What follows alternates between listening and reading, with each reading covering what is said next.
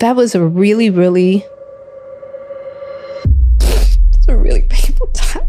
I'm sorry. Please welcome Jada Pinkett Smith. You want out of the pain. Only way out is death. Chris comes to the end of the stage and he looks at me deeply, sincerely.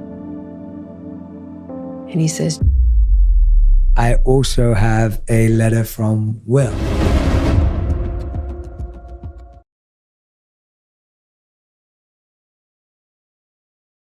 Before we jump into this episode, I'd like to invite you to join this community to hear more interviews that will help you become happier, healthier, and more healed. All I want you to do is click on the subscribe button. I love your support. It's incredible to see all your comments, and we're just getting started. I can't wait to go on this journey with you. Thank you so much for subscribing. It means the world to me. The best-selling author and host. The #1 health and wellness podcast. On Purpose with Jay Shetty. now, Jay, before we start, Go on. can I tell a story? You can. Okay. I have to let your audience know how this book even became. Okay? They have to know, Jay. Okay. All right. So I visit you. I'm here visiting because Swami's here. Radhanath Swami's here. And you had often said, Jada, you should write a book. I'm like, Jay, I don't want to. So this day, once again, you're like, Jada, you should write a book. And I'm like, Jay, I don't want to write a book. You're like, well, you should write a book, Jay. I don't want to write a book. We're going back and forth like siblings. Radhanath comes into the kitchen because Roddy's making a beautiful lunch for us to eat. He comes, he sits down, he goes, Jay, if Jada doesn't want to write a book, she doesn't have to write a book. And you go, well, I think she should write a book. And I was like, oh, did he just talk back to Swami? But I'm going to tell you something. That was a moment for me, right? Because because I'd been pushing back for a long time and you talking to me about it. And that moment, I was like, okay, I need you to take that home and I need you to think about it because Jay's your brother. There's something here that you might not be seeing. And it was really that moment that put me on pause. And a couple of days later, I was in meditation and it came to me. And I said, oh my goodness, my journey from unlovable to lovable is a worthy story to tell. And I called you and I said, Jay, I got it. Thank you. But you were so persistent about it, right? And I just want to thank you because honestly, and I'm not, if it hadn't been for that moment, that book wouldn't be here right now, right? And you really were on my neck about it for a long time. So I just want to say thank you because you also made it clear. You were like, you made it clear to me I would get a lot out of it, and I have. So I just want to say thank you. It's been such a deep healing process for me in ways that I could have never imagined, And what you said before, we even started in the introduction, just that hope of, it's so hard to find authentic happiness in this world. Even through my journey, my 52 years, and just trying to figure out how to be authentically happy has been such an excruciating process. And one of the purposes of this book is like, if I can help in any small amount of way, in any way possible, to help somebody have an easier, or just leave like little breadcrumbs, kind of like not a blueprint, because everybody's process is different, but just little breadcrumbs of how to find that for yourself. Because it has been really difficult for me. So thank you, thank you, thank you. Well, thank you for sharing that with me. And I think I blocked that memory out because I don't think I've ever tried to stand up against Radhanath Swami, my teacher before. I think that would, so I've pretended that it didn't happen. Like that did it. For me, growing up, reading autobiographies is what changed my life. And I think one of the things that I feel we struggle with today is that people's narratives are being told from so many different angles apart from their own. And when I grew up and I was reading the words of Martin Luther King or I was reading Malcolm X, I found there to be so much power in reading the words directly from an individual. And so even if that wasn't their autobiography, if it was their work, their words, you felt so intimately connected with that person. And I feel that when people move on and we don't have them on the planet anymore, it's almost like you lose this treasure house of experience and memories.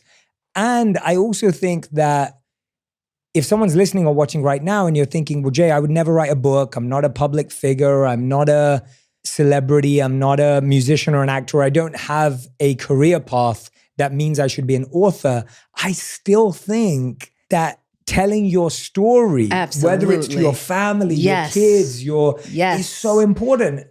I could not agree with you more. I think it's actually imperative that looking at your life on the page, like you forget experiences, you forget like, oh my goodness, I did that. Oh, I went through that. Oh my God, really? I came through that.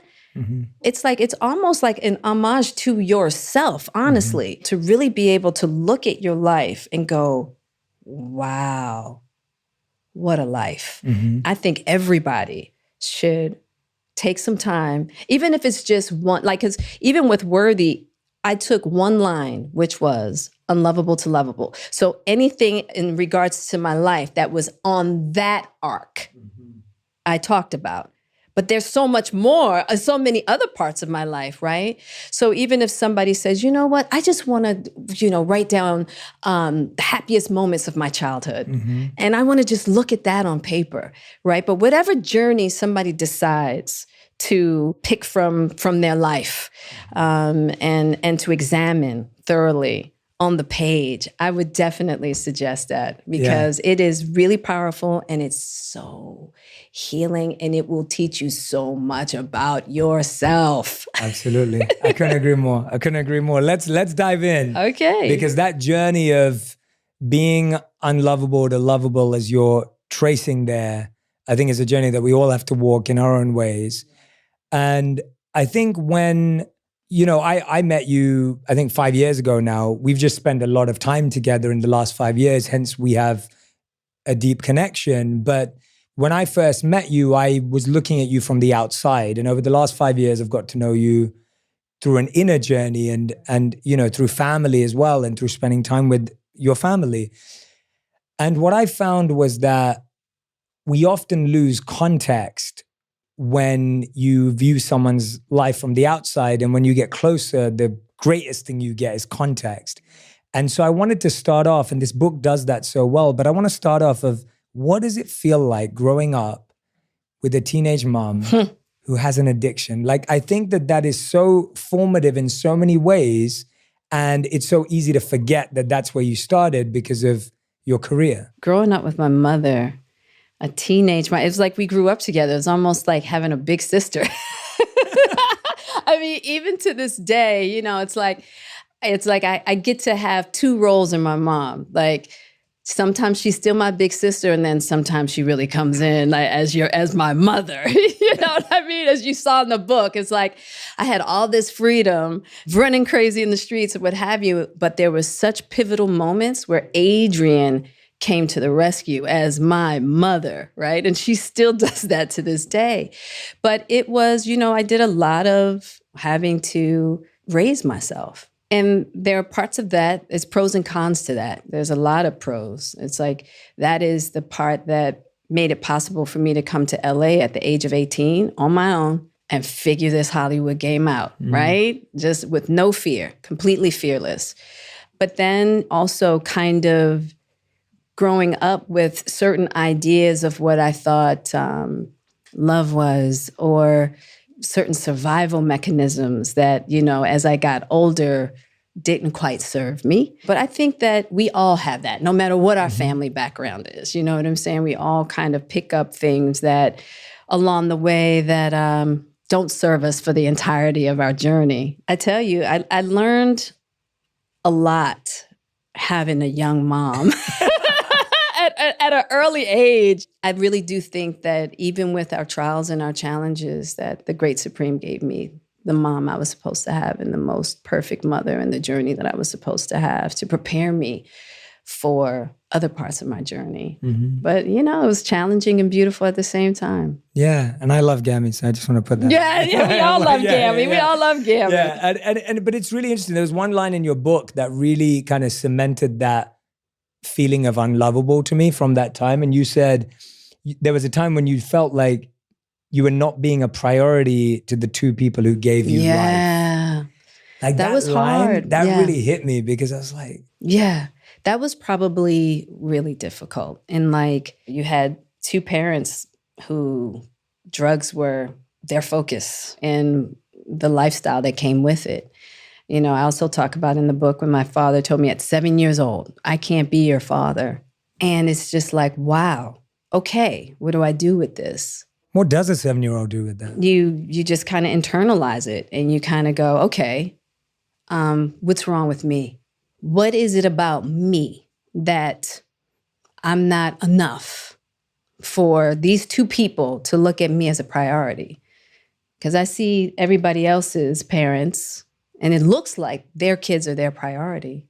So what's wrong with me? So I internalized this idea of not being enough, not being lovable. And it's strange because it's not that I didn't feel like my mother didn't love me. It's just that, am I lovable enough to be the priority? Am I lovable enough for you to show up for me as the mom that I see other moms be, So I definitely internalized that. And I think that I took that into the world of like, I'm just going to constantly having to prove myself. And I'm lovable enough. Yeah. And I think that was some of the messaging that I took from my childhood into my adulthood. And I appreciate you going back to that 7-year-old self because in hindsight and now looking back, you can make sense of it and you can connect the dots. But it's like when you're actually in that position, it's very natural, as you said, to just internalize it. And I think that what's really interesting with your journey is we all have to develop the emotional skills our parents didn't have. Yeah. And the earlier we do that, the easier and simpler life becomes. But often most of our energy goes in thinking, well, I wish they had them or they should have had them. And when I'm listening to you, what I'm hearing is that it's not even the belief that they don't love me or love me enough. It's the belief that somewhere inside, I am not lovable. Yes. Right? It's so inside you. It's not even about them. Absolutely. Yeah, it's like, I'm not valuable. I'm not. Yeah. It's because that's your mirror at first, right? But it's so complicated and nuanced. Do I believe my father loved me? Of course. In the way that he could. I think that he felt the most loving thing he could do was tell me, I can't be your father. And I respected that, even at 7, because I was like, at least somebody's telling me the truth. I've always respected hardcore truths. That is one thing about me. I respect hardcore truths. Doesn't mean I always like them, but I freaking respect them. At 7. At like 7. That lesson started. That's a gangster hardcore truth to tell a child. But then at the same time, that seed within me that is like, well, are all men like that? Like, if my dad doesn't love me, how is any man gonna love me? I didn't realize that at 7. Mm-hmm. That's when I started getting into like 16, 17, when I start, having those kind of intimate relationships with men and realizing, oh wow, this area is quite unhealthy. Yeah. You know what I mean? Of just like how I viewed myself. I was either giving too much or not enough. I'm either hot or super cold. Emotionally. Yeah. And so trying to regulate and understand, because, my understanding is that a young girl's first relationship and understanding of love is with her father. I didn't have that at all. Mm-hmm. So I'm still learning. Yeah. I'm still really immature in that area of just emotional development around intimacy with masculinity. I know that now, whereas before I didn't know that. Yeah, you're not aware. I'm not aware. Like, this is just what it is. And then growing up in an environment with so much violence and so much aggression, and oh man, it was like, what do you do with all that? And trying to just like unpack all of it to just figure out like, oh, life is about love. It's not about power and ego and winning and losing. I mean, it's taken me, I'm 52. Just now understanding that. It's been a wild ride, but you know what? Every day I thank the Great Supreme for the journey and just for giving me the awakenings, the little awakenings that I get about love and just my willingness to have it, you know, really wanting to understand what love is all about. But I do have to give my grandmother a lot of credit. Yeah, I was going to talk about it. Yeah, Marion really... I had all these different seeds that were planted in me. And Marion's seed, that goes to show you how the legacy of love will overpower everything. It is the legacy of love that my grandmother instilled in me, and also the desire to search. She always had me understand that the world is full of treasures. Get out there and find them. She instilled that in me at a very young age. And she also instilled in me that I was special. But I was her first grandchild. You know, I was her first grandchild. There you go, make it excuse. Right, I'm just saying, you know, I was her first grandchild. And so she really made me think that I could be and do anything. Being the child of two addicts on one side, and then my grandmother instilling in me like, no, I'm telling you, you got something, kid. You know what I mean? And so just being able to hold on to those seeds that she put within me. And then, of course, my mother encouraging me along the way, too. My mother saw some really beautiful stuff in me as well. And she's been one of my biggest cheerleaders and champions throughout my life. Absolutely. If your grandmother saw you today, what would she say? Oh, my goodness. My grandmother would be so proud of me through it all. Like, with the good and the challenges. She had a very challenging life, extremely. And what she was able to make out of her life as a immigrant, you know, child of two immigrants from Jamaica. She became pregnant at 13. To this day, we don't know how that happened. We do believe that it was a mistake, and it wasn't that she was raped or molested or, you know, I never got that from her. I always got that it was her lack of knowledge about sex that created that circumstance. And she had that baby on her own. She was pretty much abandoned, and she was taken in by a family through a white family who she worked for as a maid, and got herself to Howard University. Wow. And was able to go to India as an ambassador. Wow. Yeah, she went to India and came back, and my grandfather, who was studying to be a doctor, asked her to get married. So I think she would be and is very proud of me with it all. I love that. That's special to feel that if someone was to look back. So Jada, at the start of this book, you talk about how you were, and this broke my heart, you were talking about how you were planning taking your life, but then how it could look like an accident. Yeah, that was 2011. That was my 40th birthday, my 40th year, actually. When I was reading that, I was just thinking to myself, I was like, what were you hoping that would achieve? Like, what were you hoping that would solve? Talk us through that. Yeah, it's funny because when you're in those states, you're not clear.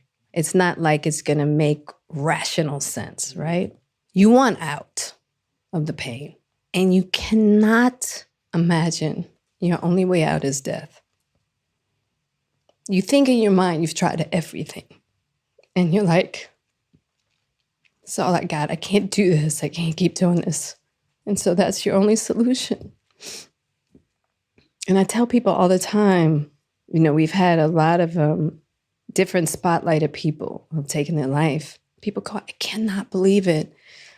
And I'm like, you just never know what somebody's going through. And there are certain people that have a high tolerance for being able to put on a good face in order to not burden people. Mm-hmm. But what is really interesting is that when you have a plan, sometimes that gives you enough energy to just keep going because you're like, okay, I got a good plan. Mm. So if this gets really bad, I know where to go. Mm.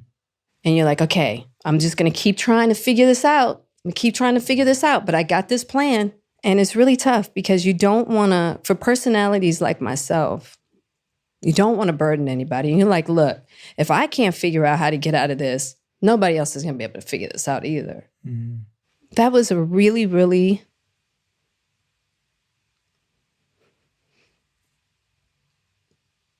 painful. It's a really painful time. I'm sorry. No, don't be sorry, Jada.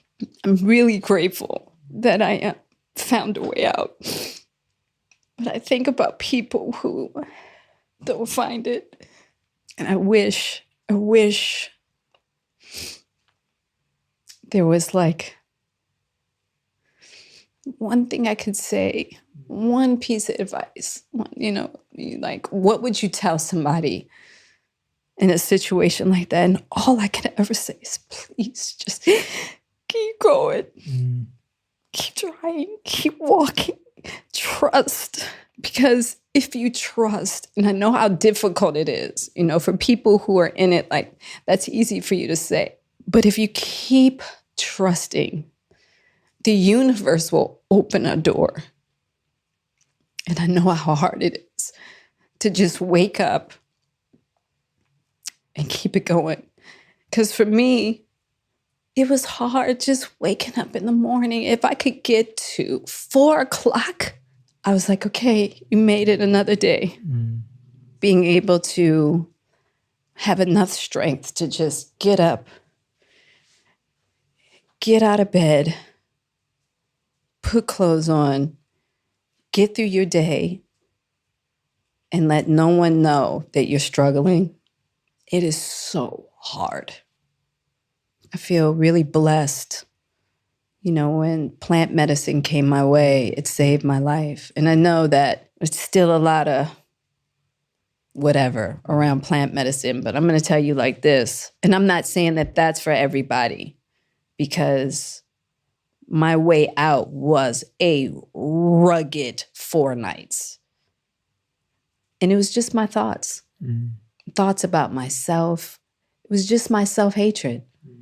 The level of self-hatred you have that I have had to want to take my own life. And I had to walk 4 nights to clear up, look at, be with that level of self-hatred.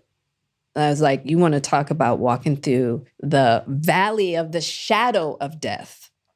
But I'm really grateful for that experience, because after that one night, I never thought about suicide again. Yeah, after the ceremony. After the ceremony. Mm-hmm. And it was really my last resort. I was like, okay, this has been brought my way. I'm going to try this. And it worked. Praise God. Thank you. That's a really painful place for me still. And just thinking about how many people are sitting in that place. It really breaks my heart. Trusting God. That's those moments where I just have to just be like, God, these are your children. You will take care. And I pray that, God, you will provide the door you have provided for me. Thank you for being so vulnerable with us. I want to give you a big hug. Can I come and give you a big hug? You can give me a hug, Jay. I'll give you a hug. Oh, I love you. Thank you. You've been such a wonderful friend. You really have. You've been by my side through some really tough stuff. Only for more challenges to come along the way. I'm so glad I wouldn't have had the fortune of getting to meet you. And I'm really glad that you were so vulnerable with us just now, because I I really feel like there's more people than we think that have those thoughts. Trust and believe it. Yeah, there's just... Trust and believe it. There's people that you see every day that you would never believe. It's so funny to have that level of strength and that level of vulnerability and just, despair, and at the same time, that level of like helplessness that could drive you to do something like that. But a lot of times we just don't know how to communicate it. I didn't know how. And no one knew, like, the Will kids. Like, 'cause this is already... no. Yeah, They mom, knew yeah. I was very unhappy. Yeah. That wasn't a secret. And people didn't understand why either. So let's talk about that for a minute. Yeah, the shame that comes with those feelings. And specifically, like, everybody feels that level of shame. I don't care what station of life you're existing in. And I would say I'm unhappy, and people would look at me like I'm crazy. What are you unhappy about? And so then I just went in even more because I was like, they're right. Look what you accomplished. You've got this great family. You've got a great life. Yeah, you got the house. You got the house, the car, the this and that. What's your problem? So then that's a hot cup of shame. So then I just shut down. That's such a great note to put out there, because I think so many times we think like that about maybe our friends. Yes. It's like you have someone so that much. we know. Yeah. You have so much. You have so much. Yeah. It's like that language can be so... Yeah. And I would suggest to anybody, don't say that. Yeah. Don't say that to somebody who's saying, I'm having a tough time. I'm struggling. You have this, you have that. No, what's going on? Tell me. Help me understand. Yeah, as ridiculous as it may sound to you, right? To that person, that thought has been repeated so many times. Absolutely. That it's become their reality. Absolutely. Even if it seems ridiculous to you. Like, yeah, it can be so foreign. I get it. Yeah. But that is somebody trying to step out and talk. So we have to be receptive. It is, and not to look at it, and that is like, that's tricky too, because really being able to meet somebody where they are versus trying to meet somebody where you're at. And that in itself is a skill set. Just being able to go, okay, hold it. What am I missing here? Let me just take a minute. Let me blend with you. Let me join you. I didn't have that, and it's nobody's fault. I'm hoping that anyone who thinks anyone in their life is struggling will share what you just shared with us with them, to start a conversation, to open up that dialogue. Because I think you just said it now, and it brought a thought to my mind that real love or real compassion is when you help someone get to the next step in their journey, not in your journey. Yeah.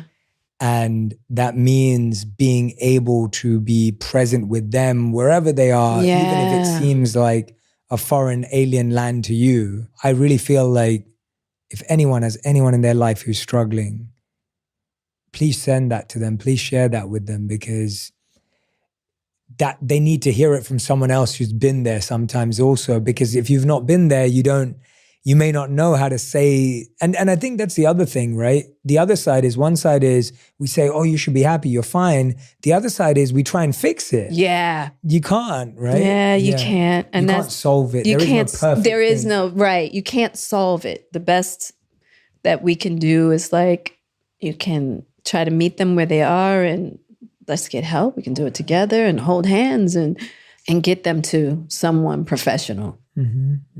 I will say it's really healing when someone can join you. It's also having that boundary of understanding too, that you can only do but so much as well.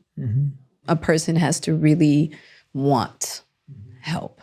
And that's why I would tell the person that might be struggling to just stay open to try everything. You know what I mean? Like, I tried everything until I found the thing. Yeah. And just keep walking until you find the thing. That obviously happens a lot later on, even though you start the book with that. But there was a time when you believed that Hollywood and having it all Would do it. Yes. Even before you get to this point. And also what I find fascinating is you grew up where like drug dealing was normal. Yep. You were in that scene. You were meeting people. Everyone around you was in that scene. You weren't, as from what I gathered from the book and the time we've spent together, there weren't a lot of people who were breaking that mold. Yeah, no. What was it that made you, believe that you could move to LA when you were 18 and break that mold and that you didn't have to fall into the pattern of everyone around you?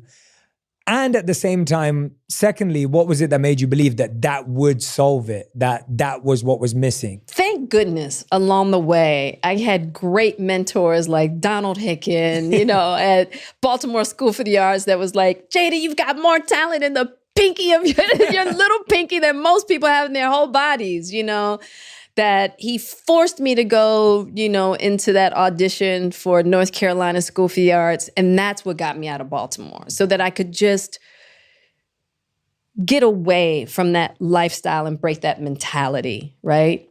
And then once I got immersed again into my arts, I was like, wow, I really love this. And once I click into something, like my mind goes, pew, you know what I mean? And then Pac came to LA. Well, he wasn't in LA, he was in Northern California. And Pac kept saying, you got to get out here. It's popping. You know what I mean? And now he's like, you got to come out here and visit. And so I was like, all right, I'm going to get out there. Pac was another one too that was just like, you got it. Jada, you got it. And I'm like, all right, I'm coming, So I told my mom, I was like, you got two choices. Because I still wasn't quite sure yet, I was like, I could go to LA and see if I can do this Hollywood thing, or I could become a lawyer and take all my dramatics to the court, right? To the courthouse. And she said, we're going to LA. Wow. Once I got to LA, I was like, you're here. Make it happen. And part of what made me think that I could do it wasn't just about talent, but was just my perseverance and just my go. I'm a pit bull when it comes to when I want something, especially in my youth. I'm not so much a pit bull anymore. But in my youth, once I put my mind to something, I was like, go get it. And I really felt like how everybody else feels, like, once I make it, once I'm rich and famous, all my problems are going to be solved. You know what I mean? My problems are going to be solved. My mom's problems are going to be solved. Everybody's problems are going to be solved. I got this. You know what I'm saying? And that was a trip because that wasn't the case. And I think that that's still prevalent. People feel like once you get to a certain level of success, you are exempt from the human experience. You are exempt from the human condition. And the truth is, that is not the case. And let me tell you, I had an existential drop in realizing, hold it, wait a minute. Hold it. Like, my career is popping. I got money. I'm hot. People are pursuing you. I got every dude everywhere wanting it. You know what I mean? Like, I can have anybody I want. Why am I not happy? God, now this wasn't the plan. I couldn't believe it because that was the whole idea. You make it. You pull yourself up by your own bootstraps. You make it and life's great. And thank goodness at that particular point in time, I had Pac that I could go, like we could share that together because he was going through the same existential disappointment. He thought the same thing. That was like the beginning of just like, wait a minute, then if it's not this, then what is it? It's incredible. Like you had a supportive friend in Tupac. You had this amazing friend who was saying, you've got this, you're talented. And that can really help. Yeah. And at the same time, there's a whole nother inner journey that has to happen with it. So that was externally, it was empowering, it was inspiring, it was great to have someone believe in you. And we all need that. Yeah. And at the same time, it was like this other reminder of the inner world was not together at all and being completely ignored. You know, and it would take me years to realize that, oh no, it's not just about what's happening on the outside, Jada. But if your inner world is not your foundation, it's all sandcastles. You know, I had a nervous breakdown, then I moved to Baltimore, I get a farmhouse there, and I'm like, okay, I'm just gonna get out of LA. So I'm making a geographical move. I'm like, I just gotta get back to my roots. You know, I gotta get back to my roots. And then Will comes along, and I'm like, maybe that's it. I need a man, you know? And then it's like, latch onto that. It's like, okay, that's my new Prozac. Will, you know, now it's his job to make my life better. That doesn't work either. So the ego is just attached to all these different exterior things until eventually I had to crash into really having to look at the shambles of my inner world and rebuild it. And I say rebuild it because I feel like when we're born, that inner world is intact. But I had to really strip it all down, Jay, to the bare bones, the bolts, and just start inwardly from the bottom and just build. And it's been a wild ride. It's been a wild ride of what that means and what that looks like. when it comes to your friendship with Tupac, which you speak about so beautifully in the book, and it's so wonderful because we get an insight into him in a way that you don't as just a fan of the music. Right. So as someone who grew up listening to him myself, it's like you get a certain perception of someone who's intelligent, but then also has this gangster lifestyle persona, etc. But then again, when you get context and you get to know about someone through someone who actually knows them. Right. And what I really appreciated, which I found fascinating, was just how you had the wisdom at that time to know that someone would be a special friend without being romantic with them. Yeah. Talk to us about it, because I feel like a lot of people struggle. Yeah. He was obviously into you and when you first met, etc., the way you describe it, but it's like, and there's even one point where you dare him to kiss you. Yeah, exactly. Which is brilliant. Yeah. And I want you to tell that. But what I find fascinating and what I want to help people with here is like, how were you able to create and build a relationship with someone, knowing initially that it was based on some attraction, right? But actually you knew there was so much more to it. How were you able to allow that to unfold? Because I think so many of us get so scared if we're not into someone, we go, oh God, I'm just going to push them away. Yeah. Or that person eventually tries to make a move anyway. But here it was like this beautiful respect, you both created that. Yeah, we both did. We both had the intelligence. You know, we were both really young. So I thank the great Supreme for this too, that there was no physical chemistry between us. I mean, literally, it was like, and I try to explain this to people. It was the same for Pac. It was just like when I dared him to kiss me, it was like, ew, for us both, right? And it's like, how can that be? How can you feel so connected to someone of the opposite sex? There was just this beautiful understanding. You know, when you can just sit with somebody in a room and you don't have to say a word. Mm-hmm. And there's just this level of comfort. Yeah. We just knew each other. Mm. The moment Pac saw me and our eyes, and I saw his peanut head across the room at Baltimore School for the Arts, it was like I knew him already. Mm. We just got each other. I just understood him. Mm. In that understanding, and he understood me, so we could pull each other's coattails, but we could also join each other. When I talk about that joining, when you can sit with somebody and really feel like they see you, they understand you, they care about you, and they're gonna be there by you no matter what. That was Tupac. Mm.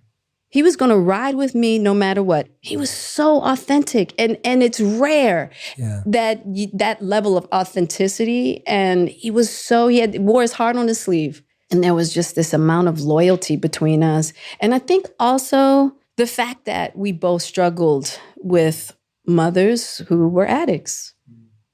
And we tried to compensate for one another of not having that peace.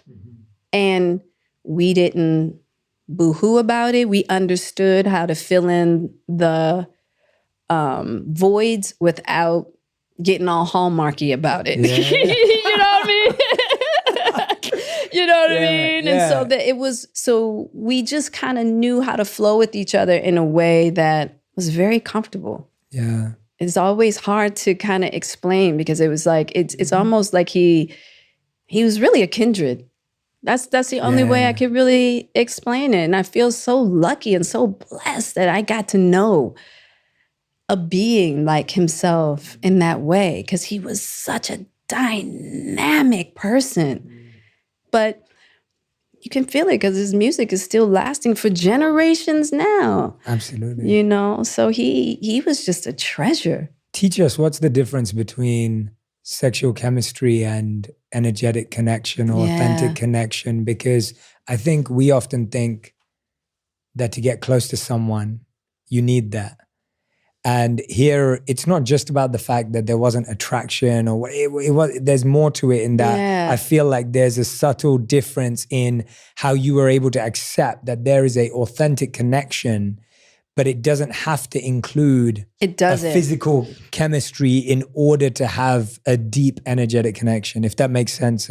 I actually think in my experience, some of the deepest connections that I've had with men have not included sex whatsoever, right? And I think that sex sometimes can cloud things.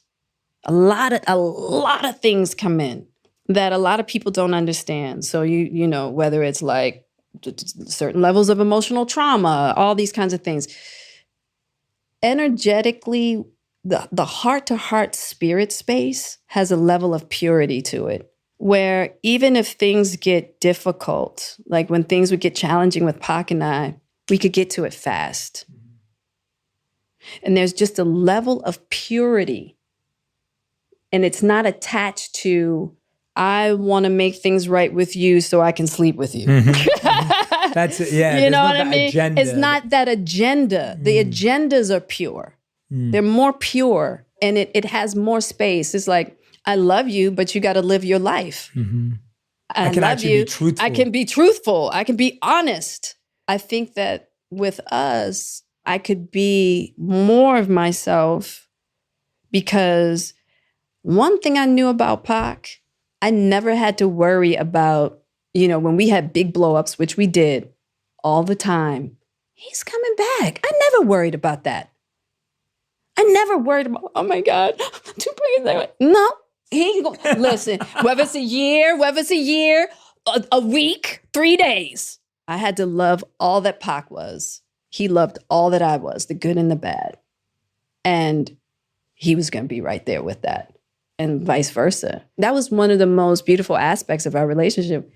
We didn't have to fake it. We didn't have to like pretend to be other things. And we could be honest. He could pull my coattails. I could pull his coattails. I could give him all the praise and love on him all I wanted to, and not have to worry about, oh, now we're going to have sex. You know, like none of that.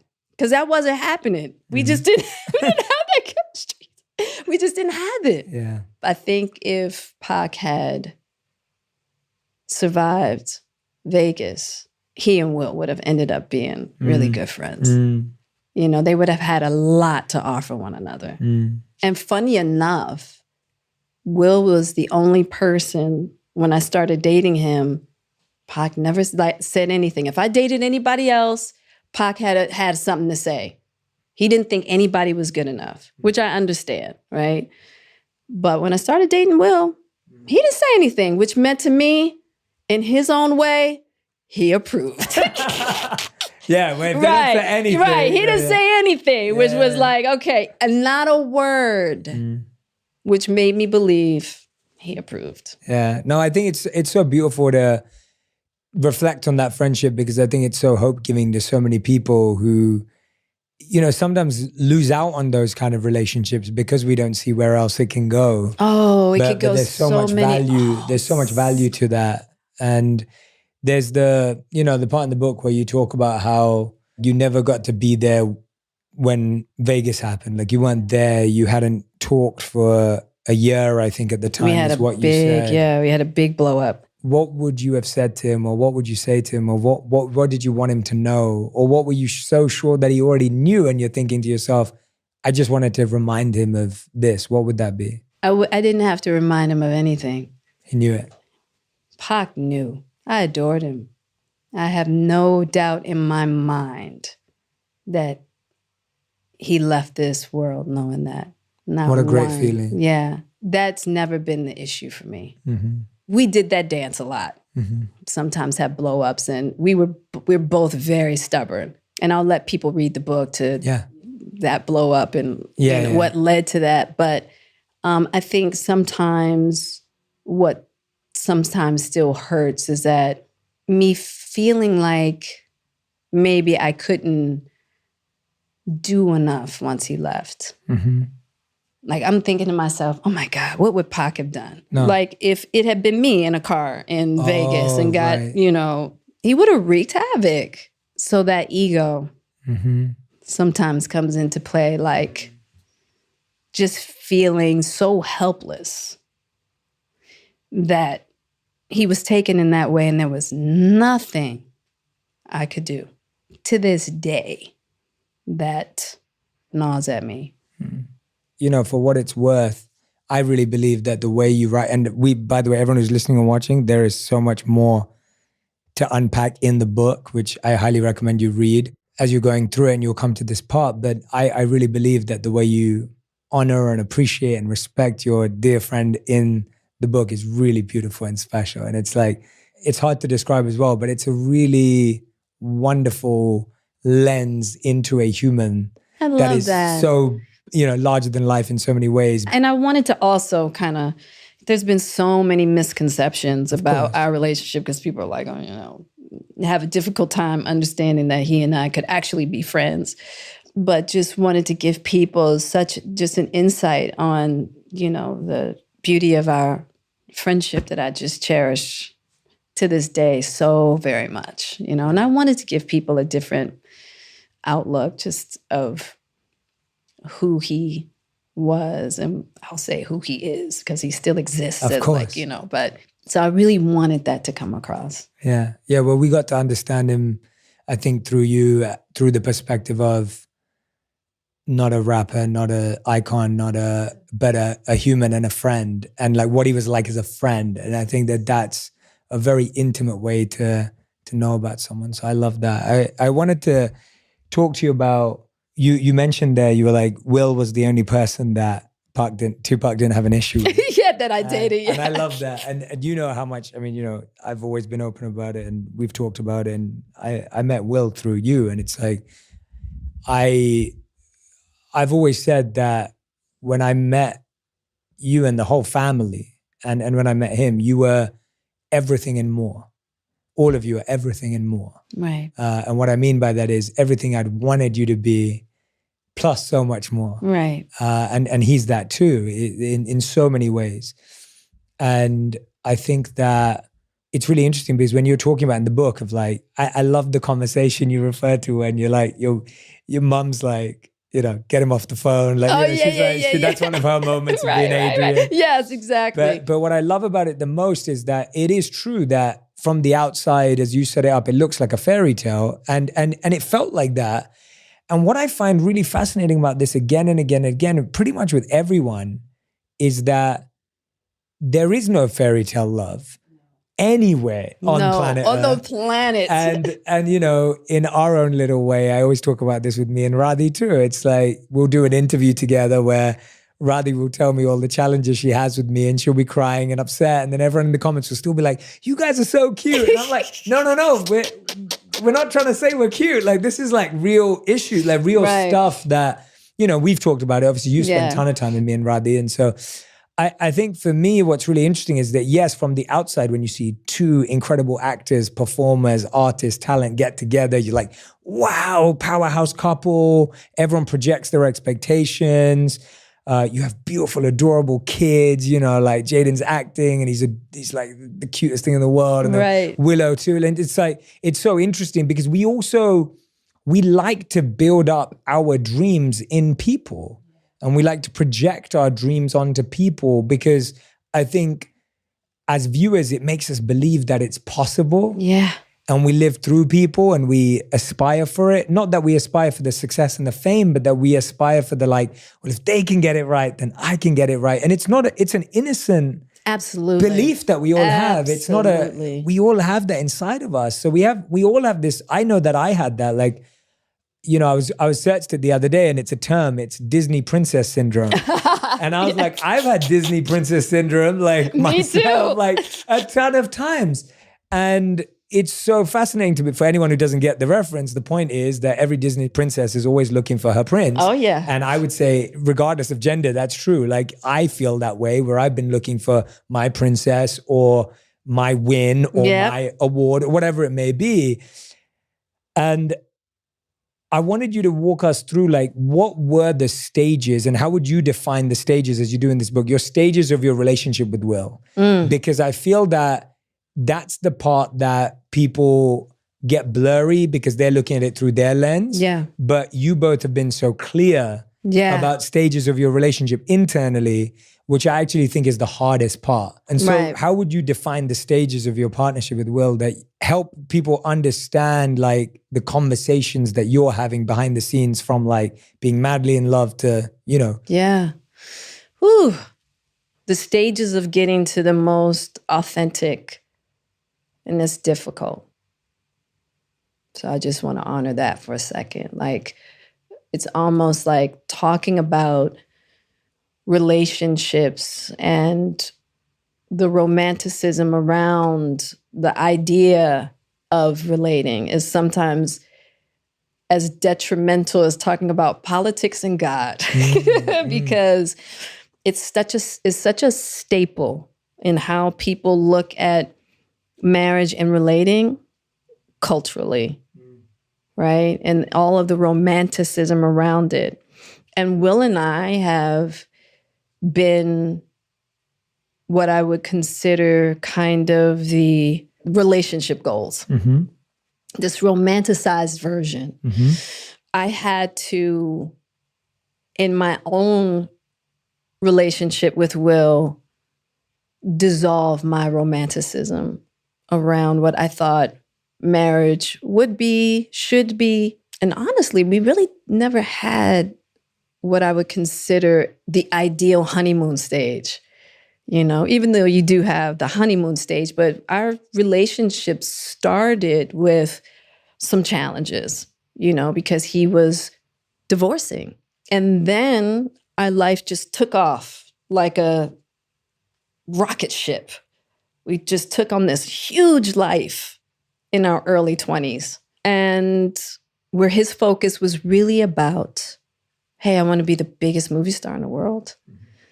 And I knew that going into our relationship, and I knew there would be sacrifices with that.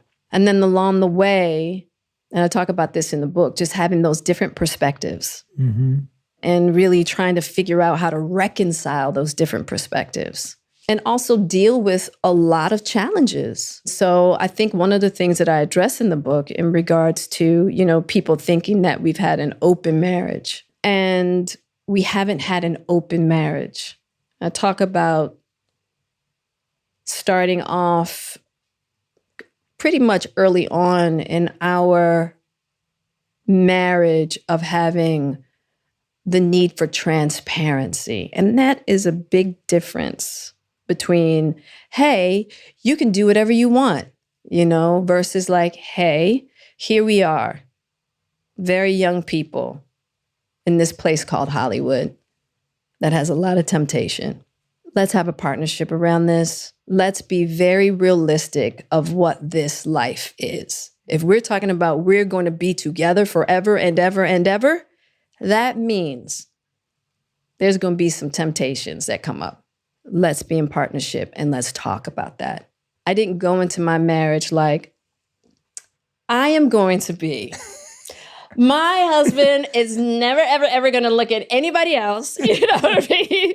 Like, I am just a realist in a lot of ways. I know what it's been like for me, right? When I first came to Hollywood and I could go into the clubs and have anybody, just the level of just like, like, you know what I mean? It's just like, Intoxicating. It's so intoxicating. That's one. Now, what I do believe that what people don't know that I talk about in the book a lot is that there have been several breakups between Will and I. Will talks about it, my 40th birthday, which was a big breakup for us. We were actually looking towards separating and divorcing. And we separated. The world just didn't know. Then we had a reconciliation. And then 2016 came and we had the ultimate break. But the world didn't know. And I think that that's where some of the misconception about having an open marriage came into play, because we were living lives as single people and the world didn't know. Over the span of 12 years of just trying to figure out this thing called love and marriage between Will and I, it's been a trip. And I think that even with that entanglement piece, which I talk about extensively in the book, how I played a part in the misconception of that narrative of allowing myself to be portrayed as an adulteress, allowing myself to be portrayed as someone that had betrayed Will. And that wasn't the case. We broke up in 2016. He went on to live a life as a single man. I went on to live a life as a single woman. And then when we had the talk at the red table, I was going to go to the red table by myself to talk about the entanglement. But Will decided he wanted to come with me. And we were going to then tell the world, hey, we haven't been together. And this happened during that time. Well, when we got to the table, Will wasn't ready. He wasn't ready. He wasn't ready for the world to know that. I had to respect that. Well, I didn't have to, but I wanted to. But I was ready. I was ready to let go of the persona I had created around myself that had put me in a golden cage. I wanted to let that go. And so I had to stay on my journey. I had to stay on my path while also respecting that Will wasn't ready. So I said, you know what? This is my mess anyway. I'm going to take this heat, because guess what? The heat is coming either way. Whether when we decide to get divorced, when we decide to separate, whatever. This is my practice run. Strip it down. Let it go, Jada. And then let's see what's left. I didn't have to put that particular show out, but I had already gotten myself so ready for that journey for myself. And to me, that was moving closer to my freedom than holding back and creating a narrative that I felt like was just going to entrap me more. And as difficult as it's been, because the irony is I spent so much of our relationship having this open communication between he and I, creating this beautiful friendship of authenticity and honesty. And so to be labeled as someone who had cheated on him was devastating. But it also put me in a position where I had to learn how to let go of what anybody thought about me and really be 10 toes down on understanding who I am and being able to walk in that no matter what anybody thought about me. But I needed that journey for myself. You know, it's kind of like that is the walk when they talk about walking on hot coals. It's like creating that level of when we talk about that inner world work, and creating that like strong foundation within yourself of knowing exactly who you are, no matter what other people think about you. I mean, I've gotten that to a certain degree. And so that was a very challenging moment. And I talk about it in the book because I feel like so many people are challenged in that way of like, how can I just walk in this world and be okay with myself no matter what? And I talk about the journey, you know, really extensively in the book. But there have been so many misconceptions about my relationship with Will. But I think that everybody suffers misconceptions. Once again, whether you're head of the PTA and your husband's that doctor and you're the lawyer, you know what I mean? And you're like the creme de la creme of your friend group or, you know, of your community. And so everybody's expecting you to have a certain kind of marriage. And marriage is a journey, you know, and it's a journey towards learning how to love yourself and learning how to love your partner. And there's not one way to do it. And everybody, I think we do that journey a real disservice of trying to make it this cookie cut thing. Like, no, you can only do it this way. And it's like each and every person in their relationship, they have to look at what their relationship is calling for in regards to what is needed to get your marriage to the love, to the strength, to the understanding, to the friendship, and to that unconditional place. And the unfortunate part is that we think once we get married, like somebody is ready-made. They know how to love you, even though they don't know how to love themselves. They don't know how to love themselves, but you better know how to love me. Yeah. I want to highlight, because I think it's often, it can be missed at least, is, you know, when you had that conversation on Red Table Talk, it would have been so easy to not have that conversation publicly because people would have their rumors. Yeah. It would blow over and then it would be over. And I'm only raising this because I know how much for you it was part of the work you were doing. Yeah.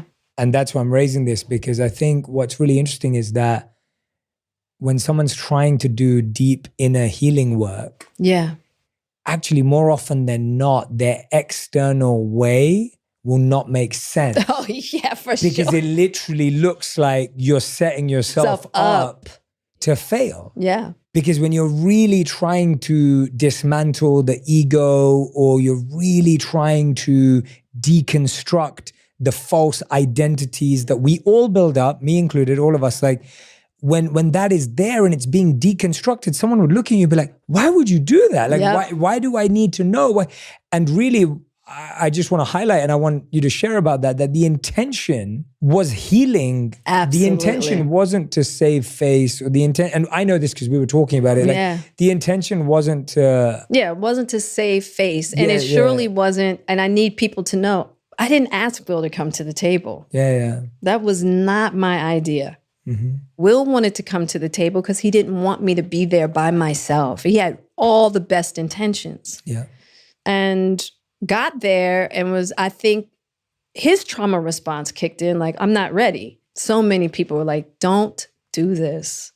And I'm like, nah, I'm doing it. For myself. For myself. Because I want to live. Because I'm ready. I don't want this whole thing anymore. This whole Jada, Will, I'm done with that. It was part of the work that I was ready for, and it was what I needed. And everybody's in different places in their journey. Also, that's also a dynamic I had to look at within myself in regards to, so it was two things. There's this healthy Jada is like, tear it down. I don't want that persona anymore. Tear my ego down. And there was this other part of me that was like, oh my God, I need to protect, he's not ready. He's not ready. My, codependency kicks in and I go, this is what I do. I'm the martyr. I can do the martyr thing. So once again, it's both things. It's healing. Like, I'm ready. Like, I'm ready for the tear down. And then this martyr that's like, and I want to make sure, Will, as long as you're okay, I'm okay.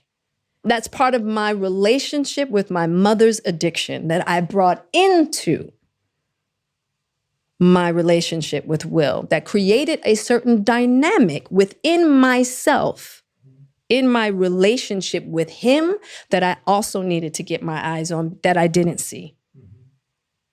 That needed to be healed as well. Without that table, without that moment, I would have never recognized that. As painful as it was for people to watch, existential disappointment in a collective. I'm so sorry. I wish it could have happened another way. I'm sorry that it had to be so messy in front of everybody. I'm sorry. But I needed that. What I got to clear up, what I got to clean up, what I got to see. And to be able to sit here with you today and embrace it all and have so much acceptance for myself for all of the choices I've made. And people ask me, if you had to do it over again, would you do it any different? I don't think so. Honestly, like knowing and talking to you, I found it to be so courageous and so full of strength, because it was putting yourself on the spot like in no other way. And I can't even begin to understand how uncomfortable it is. I only can from the conversations we had. Well, you were right there with me, Jay. But the level of discomfort that you were willing to put yourself in order to let go of an identity, in order to let go of a perception. Like I'm saying it in these words because I just want everyone who's listening, watching, just to think about it for a second. Like, imagine you had to go in front of everyone you knew, your family, your friends, your school, whoever it is that you're around, your people at work, and you had to share a secret that wasn't a secret between you and the person you're with, but was a secret to them. Just think about that, whatever that secret is. Right. Everyone has secrets, everyone has something, and to do that requires just so much courage and strength. And it also shows I think you were just apologizing that it was so messy. I also think that it is uncomfortable. Like, growth is uncomfortable, and like letting go of shedding identities is uncomfortable. And I'm not comparing my experience to yours at all, because it's not the same in any way. But I'm trying to explain how like a tiny PDA, like my kind of like version of it, is still as big. I remember the day I told my friends and my family and my teachers that I no longer thought I could be a monk. And it sounds so small, like now looking back. Yeah, but at the time, as someone who had like, I was dedicating my life. You've met my teachers, so you know, I'm dedicating my life. Yes. I'm like doing this big thing. And then all of a sudden I come to the conclusion that this thought in my head of, I'm not good enough, I'm not a monk, I'm not meant to be, like, this isn't my path, I have other desires, whatever it may be, I think I should get married, all this stuff. And you feel so much shame around the fact that you're not good enough, and what are people gonna say? Yeah. And even for me, that was just my temple community and my friends and my family. And even then it was like as if someone was ripping my ego out of my chest. Yeah. Because that's what it feels like. It feels like an extraction of, absolutely. Not that I'm egoless now, but that was such a big way of crushing that part of my ego. And so I just want people to think about it through that perspective. And I'm saying it because I think that we all go through periods in our life where people misunderstand us. We all go through periods in our life where the people we thought loved us and adored us will now be let down. We all go through experiences in our life where we have to let go of someone that we thought we were or what people thought we were. And those are going to be the hardest, most painful times. And actually, if we can learn to be graceful, instead of when our friends are getting divorced and we're like, did you hear so? We had that. A couple of people in my community back at home just got divorced.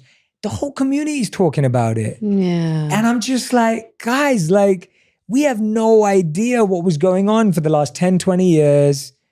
Let's give them grace, because you never know when that could be you. You have no idea when it could be you. It's so easy to to judge and throw stones at anyone and everyone, like, and I just really feel that if we have the ability to be graceful and compassionate when other people are doing that, we'll actually do it with ourselves. And because we're hard on ourselves, we're hard on others. And because we're hard on others, we're hard on ourselves. And for me, I just want to see more people be graceful for themselves and for others, because there's so much human experience wrapped up in it. So anyway. That's my hope too, that people can have more grace for themselves. But I tell you, I think one of the saving factors was that, there were no secrets between Will and I. Yeah. And there were no secrets between my kids and I. Yes. So the fact that my family was absolutely aware of the entire journey, it was a saving grace for me. Whatever the world wants to think is whatever. Will knows he was not betrayed. And my kids know that I did not betray their father. And that, to me, all that matters. Yeah. But it was quite a exercise of having to walk in the world like that, having people think that that's what happened. Just having that exercise in that way has been such a healing factor for me, of just the level of self-love, the level of self-worth that I have because of what that experience has offered me. And I'm not saying that anybody else should do it on that level. Yeah. But what I am saying is that there are ego deaths that have to occur in order to get to a more authentic place of self-worth and self-love. And I want to talk about the little gurus, as you call them in the book. We start with Trey, who, this book is dedicated to your daughter and the daughters of the people that read it, and to your sons and to the sons of the people that read it. And I wonder, what is it that you think you've learned from Trey, that you've been taught by Jaden, and that you've been taught by Willow in your journey with them all? Because you have whenever I've seen you with them, you have such a deep, beautiful, rich relationship with your kids. We were talking about that earlier. Yeah. I would love to know, what is it that each of them have taught you? Trey, he has such an enormous heart. And I think what I love about Trey is his ability to meet people, join people where they are, his ability to join me. He has a way of seeing the best in people, no matter what, the best in circumstances, no matter what. And even in his most challenging times, challenging relationships, having the willingness to see the person's spirit versus personality. And he's always reminded me of that. Mom, that person, you know what I mean? And I'm like, you know what, Trey, you're right. He and I have kind of been walking parallel. We'll look over at each other and go, I see you. And he goes, I see you, You know what I mean? And so, we're the two in the family that's really been on a intense walk spiritually. And he has so much perseverance in regards to understanding God, finding his way, understanding life. I don't know. I feel, he's just such he's such a light, so iron sharpens iron. He'll walk in the kitchen and he'll go, Mom, look at me. What do you think I'm feeling today? You know what I mean? Or he'll look at me and go, wow, you're like bright. What's going on with you? Like, he can just see me. Yeah. And he can see people, and I'll be like, wow, how did you see that? Yeah, this is happening. He's like, really? And he's just such a light. He's just such a joy. And so he just is always reminding me to look for the best in people. And I just adore him. That's why he's a bonus. I love it.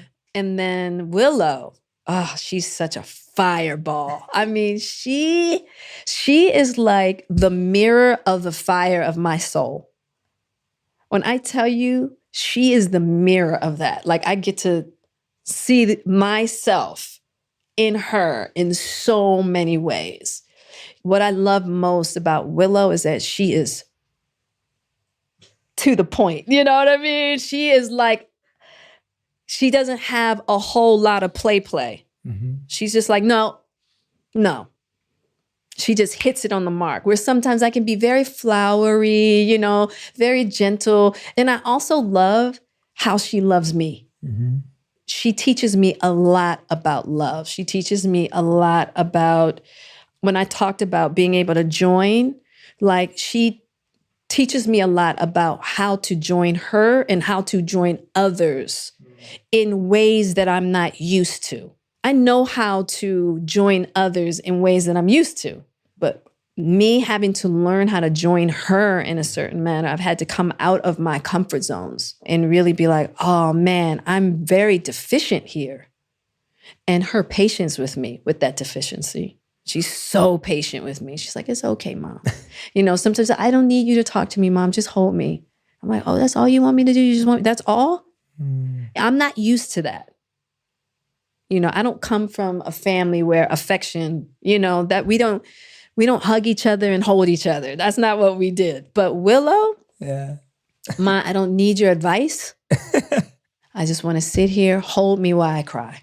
And then I have to learn she's taught me how to hold tears and really be able to join with those tears and not rebel and, you know, like have them repel because then they bring up my tears. And so she's taught me how to love my tears too. You know, those places within myself that I haven't always been willing to go, you know, and now I cry all the time, you know, and I call it the thawing because for so long I wasn't allowed, I didn't allow myself to cry, you know. So she's taught me that. And then there's Jaden. Oh man, Jaden, he's just walking joy. I mean, he comes in the room and it's just like, Jaden! You know, he's just walking joy. But he was like that when I carried him. I was the happiest I had ever been in my life when I was pregnant with Jaden. And I think that had a lot to do with the energy that he carries. He has the capacity to love everything. And that is difficulty, challenging people, challenging situations. He has the capacity to love it all and find the beauty in it. And I'm talking about sincerely. And it is like, that's a God-given gift. That's not, you can't teach that. And so I was sitting out, you know, I was just talking to him the other day and I was just like, oh, I was reading this book, Emotionally Immature Parents. Ooh. And I was like, Jaden, you got to read this book. Your mother has been an emotionally immature parent, right? I said, you got to read this book. And he said, you know what, Ma?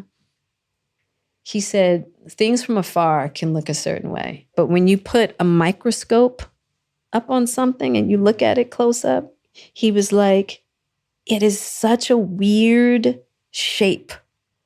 Weird, beautiful shapes of things, but you get to see the intricacies of it, and it's so much more. And that's what you are to me. You're like this beautiful, intricate organism that I love so much. Don't ever apologize to me again. That's so beautiful. You know what I mean? And that's just how his mind works. You know, and he comes over and he hugs me. And he kisses me on my forehead. You know what I'm saying? And he's like, you gave birth to me. Don't ever apologize to me. You know? And he's like, and I'm not reading that book. I said, I'm going to get you the book anyway. You need to read it. You know, I'm always apologizing to my kids about all kinds of things. I think it's so important for parents to apologize. Say sorry. You know, I've gotten in the habit if I misunderstand something or if there's like this like little glip, you know what? I didn't quite get that then. I'm so sorry. I apologize. I'm going to do better next time with that. And thank you for your patience. I think it's important, you know. I wish my father had apologized to me more.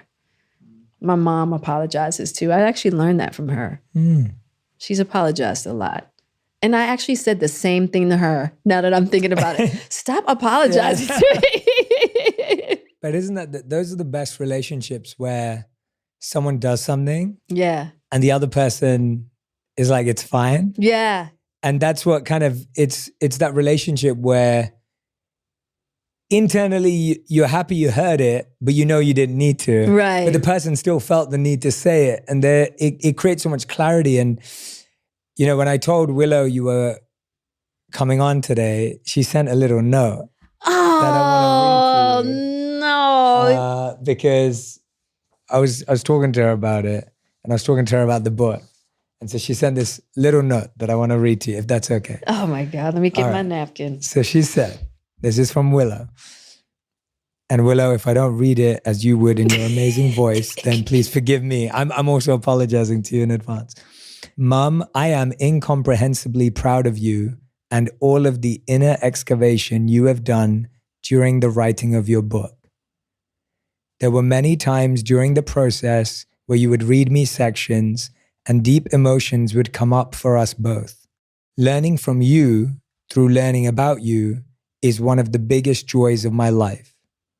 You never cease to inspire me with how wide you've opened your heart, not only to the immense joys of life, but also to the deep uncertainties and shadows with equal gratitude and grace.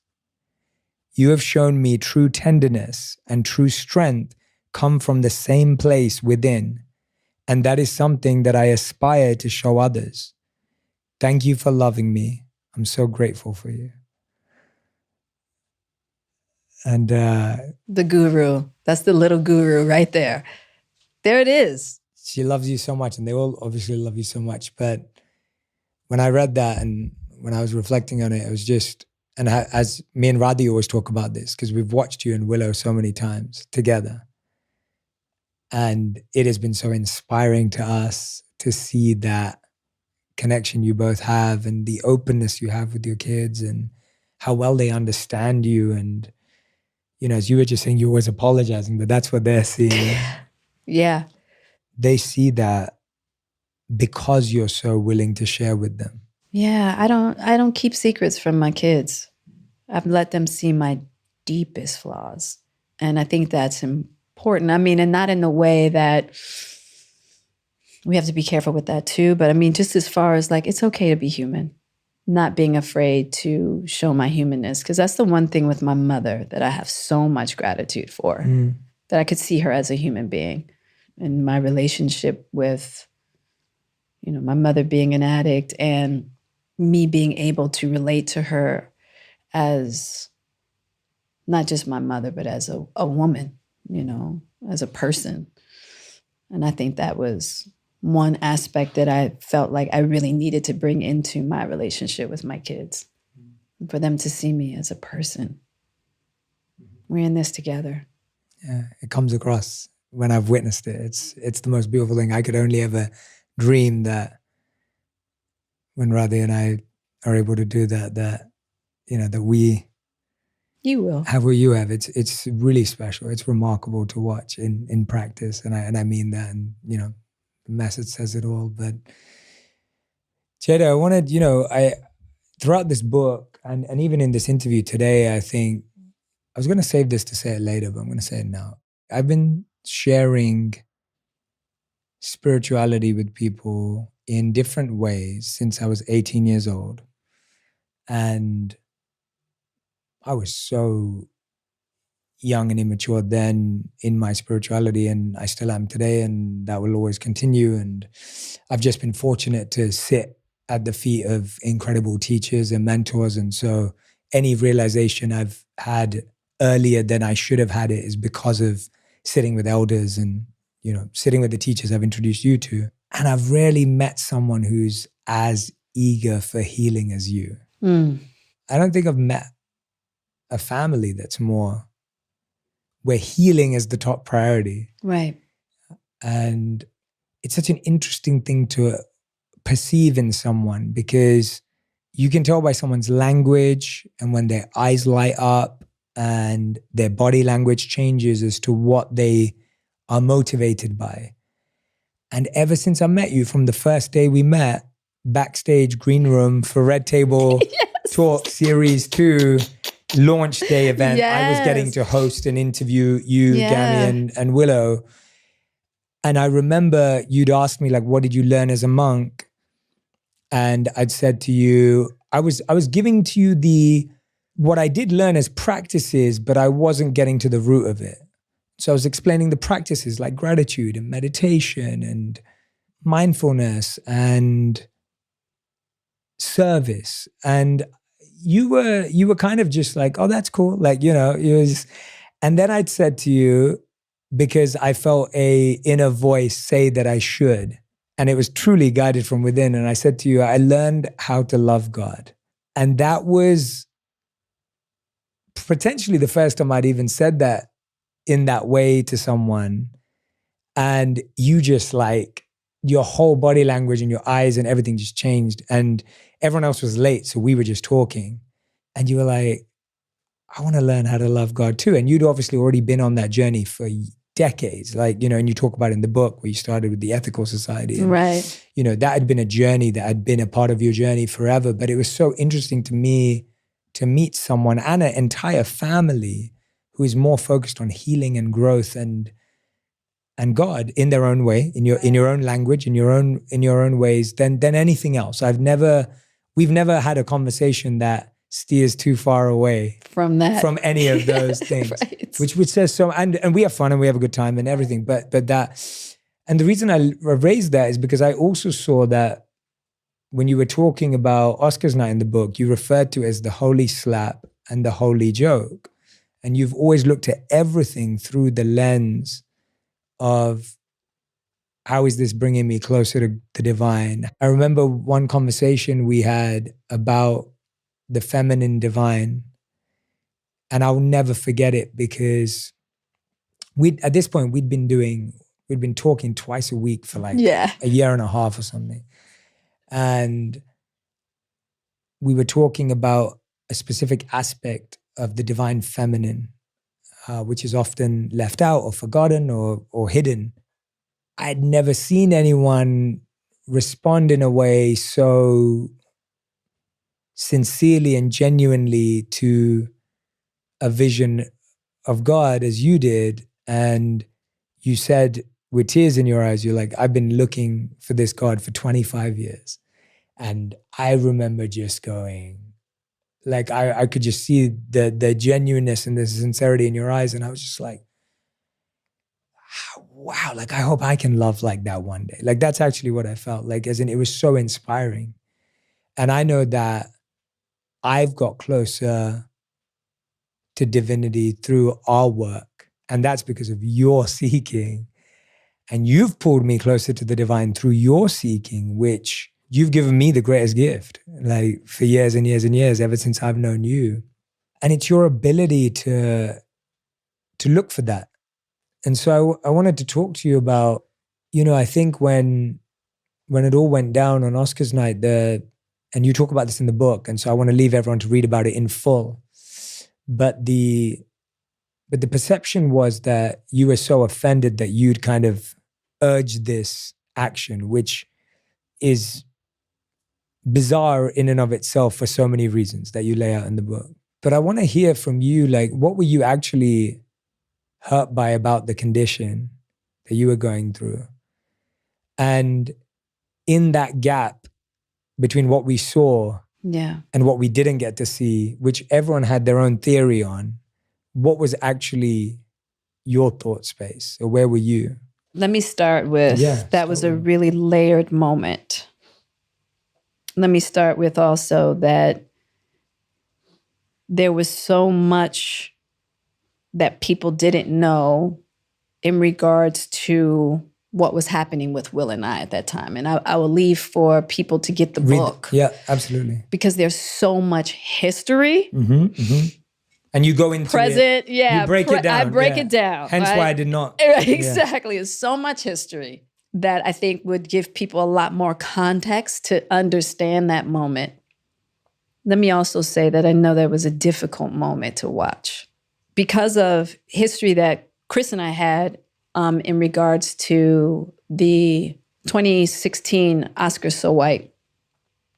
And I'll let people read to get up to speed on that. But when I first saw Chris' name come up as one of the presenters, I said, oh boy. I looked to Will and I was like, he's not going to be able to help himself. This is going to be something. I was like, I already knew. And I was like, okay. So Will had been going back and forth backstage all night. So when Chris said what he said, I looked to Will as if to say, see, I knew it, right? And then I was like, oh boy, that's not cool to like talk about a medical condition that people, there's nothing you can, like, it's not something that can be cured, right? And that how many stories I had heard of people, young people committing suicide and the shame and just how many people suffer. And you don't even know. Like, once I had the condition and I saw how many people around me had it, I was like, all these years I didn't know. And people expressed the shame, the level of shame they had around it. I'm going to be okay. As far as my condition, and as you can see, my hair is growing back. That's what it does. It'll grow, it'll fall out, it'll grow back again. Pieces of my eyebrows will fall out, grow back. I'm having a good moment right now. My alopecia is not as extreme as most people who are dealing with that condition. And I just felt like that's not okay. So I wasn't upset about me. And I don't remember actually rolling my eyes. I think what people saw was me looking at Will going, I told you, I knew he was going to do that. And oh boy, here we go again. Mm-hmm. Yeah, that was kind of the reaction. Oh, here we go. But I wasn't upset about me. I really wasn't. It wasn't about me. It was just all the stories I had heard and that I continue to hear about people who have suffered from this condition. And obviously you didn't want what happened to happen. Like, I think that I'm just clarifying that. I know that. I'm just clarifying it. Of course. It wasn't like I looked at Will and said, I know, and that's the kind of, those are the kind of moments of context that I think are lost sometimes. Listen, there was an aspect of that I was as shocked as anyone because Will and I hadn't been referring to each other as husband and wife since 2016. I was like, wife? Mm-hmm. Me? Mm-hmm. That's right. I am. I'm okay. That's right. I am your wife. And that kicked in. I'm like, yep, here we are. In that moment that did happen, I was like, we came together, we're leaving together. That part of me that put everything else aside and was like, this is going to be something. I need to make sure Will's okay. We're going to get through this. I had no idea that was none whatsoever. And I came as family. I actually didn't go to the Oscars as Will's wife. And I know for people that's weird, but what was going on behind the scenes, Will and I had been like, we weren't living as husband and wife since 2016. I was happy he asked me to go. I was happy he wanted to share that moment with me still. And I was going to be by his side. And I think also people weren't really aware of the journey that had taken place after emancipation. As far as Will's concerned. Totally. It was a really difficult movie. And afterwards, he decided to get into therapeutic settings and he asked me to join him because a lot of stuff was coming up. A lot of stuff from his past, childhood stuff.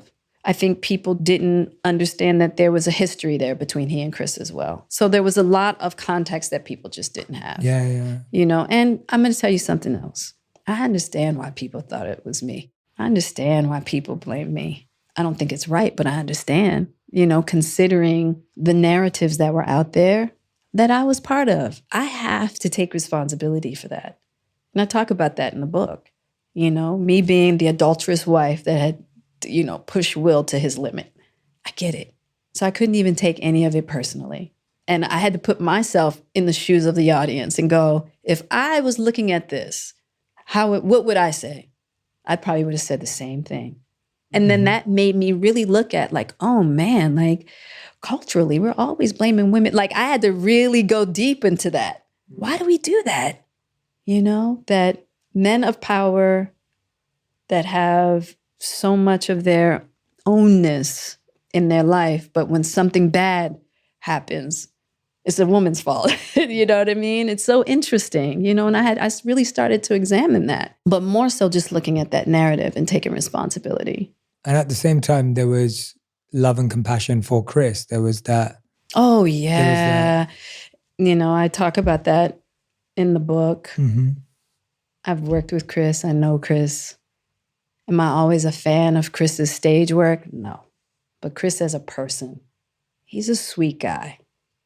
There was a moment when Chris came down to the end of the stage. And you have to understand, I'm in deep confusion. I don't know what's going on because of me understanding the context of Will and I behind the scenes, what just happened on the stage. I'm worried about Will. I've never seen that from him. I don't know what's going on. But Chris comes to the end of the stage and he looks at me deeply, sincerely. And he says, Jada, I meant no harm. And it was so sincere in his eyes. I'm like, that's the Chris I know. That's the Chris I've experienced. That's the Chris that a lot of people don't get to see because people just see Chris on stage doing what Chris does. But I'm glad I had that moment because with everything else that transpired afterwards, you know, his Netflix, certain comments and all of that, I could hold on to that sincere moment.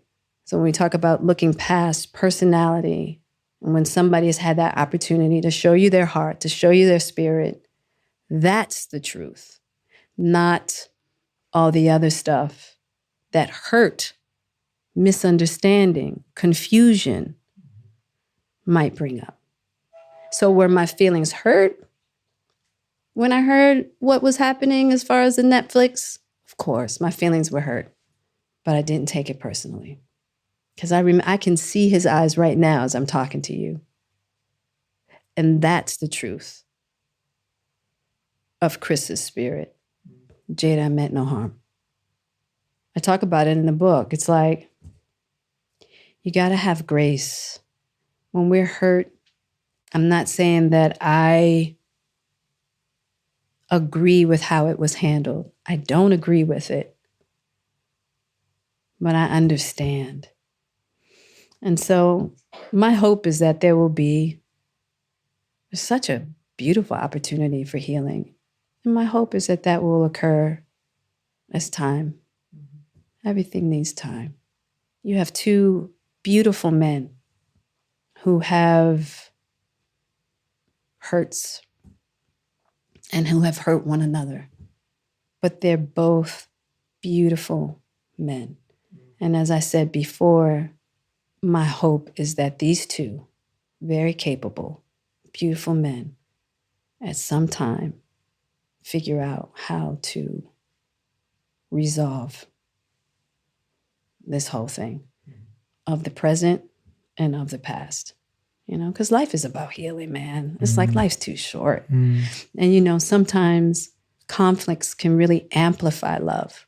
They really can. I know it has for me. And that's why I called that chapter The Holy Slap, The Holy Joke, The Holy Slap, and The Holy Lessons, because through all of this conflict that I've been in the midst of, all this misunderstanding that I've been in the midst of, it's helped amplify love within my heart. It's made my heart more elastic.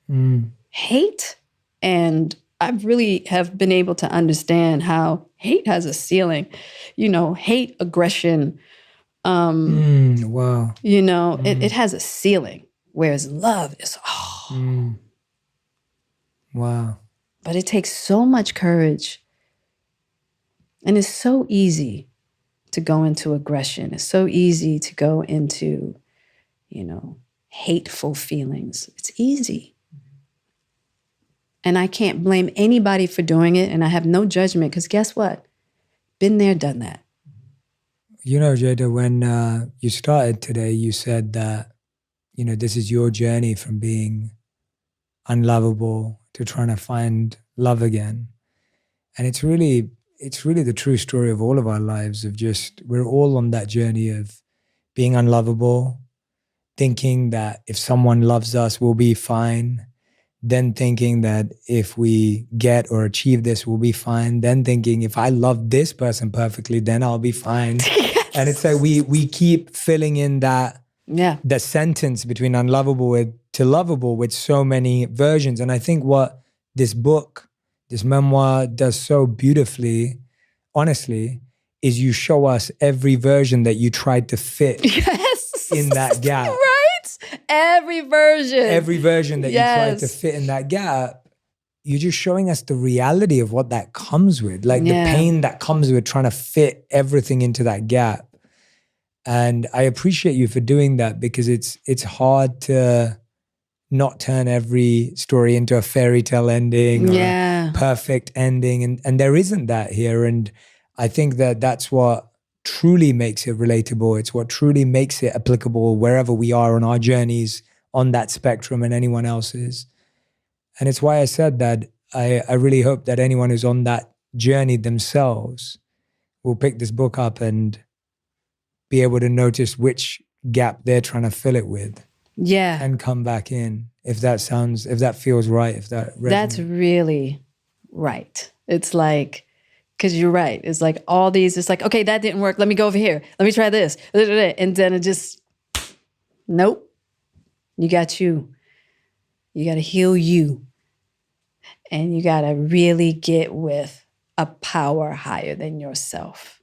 And I want to thank you for really being so helpful in so many ways, Jay, in regards to, you talk about, I mean, we've been on such a beautiful journey together in that way of just learning and deepening our relationship with God individually, together. I so appreciate you for that. I mean, you have been so instrumental in that way. I genuinely can't take any credit. Like I'm not even, Well, and you that's can. not, and that's not even me being, that's not me being humble or modest. It's me just saying that in the same way as you feel people came into your life to, accelerate that journey and reconnect you, like you did the same for me and Radhi. Like in a physical way, all of you have given us so much family. We've celebrated so many Thanksgivings together. We've had you over for Sangha for days and days and weeks and months and years. And, you've given us so much. And I think that's what I think this book does. I think that's what we'll do for our friendships, is that I got the opportunity to build a friendship with you that was based on nothing else but healing, growth, and the divine. And that kind of relationship just has a different energy. Like it's really special when there's nothing else. There's nothing else that would have made our paths cross. Yeah. We don't work together. We don't do business together. We don't have the same friends. Like, but this. Right. I'm so grateful to watch someone do the hardest work. And I'm going, I need to do it too. Oh, no. And I admire it because I see it from that perspective with you. And I always have that. You're not trying to take the easy way out. You're not just looking to fix it with a Band-Aid. You're not just hoping it will go away. You're like, no, I'm going to sit there with it. And that is that is such an uncomfortable place naturally for 99% of people. Yeah. I'm in awe of you because of it. And I always will be. And I'm so happy that you decided to put it into writing, because this isn't about clarifying. It isn't about people getting a sense of what really happened. That's not what it's about. It's about how can we sit through that discomfort that we're going through in our life and choose healing and growth even when it's the hardest thing and the farthest thing away from us. Listen, if things get cleared up from reading this book, great. But that's not the purpose, because I actually don't think you can. You can't, yeah. You can't. It'll just be more stirring up whatever, other things, right? And it's really, which is why it's even more important to really be able to have a strong sense of self, right? And not to be looking for external things to substitute what you have to have inside in order to know your place in this world. This place is crazy. and to try to make the material space, the material world align in a way for your comfort, it can't start there. It has to start within yourself, that how you see and what you attract to you is in alignment with what is happening here, right? But looking for the world to buoy you up or accept you in a certain manner, nah. Yeah. Like I said before, this can just give some little breadcrumbs to help people get to a sense of self-worth that gives them that comfort no matter what is happening. You know, if you've brought freaking chocolate chip cookies with peanuts in them to the school fair, even though kids might have allergies, and the school then wrote you a letter and said, don't bring products with peanuts. And you made them with and love. You made them with love. Yeah. And now the mom group is on your neck. You can be okay. You can be okay with your victories, and you can be okay with the inevitable challenges that life is going to deliver. It's okay either way. You're okay. You're worthy. You're lovable. Peanuts and all.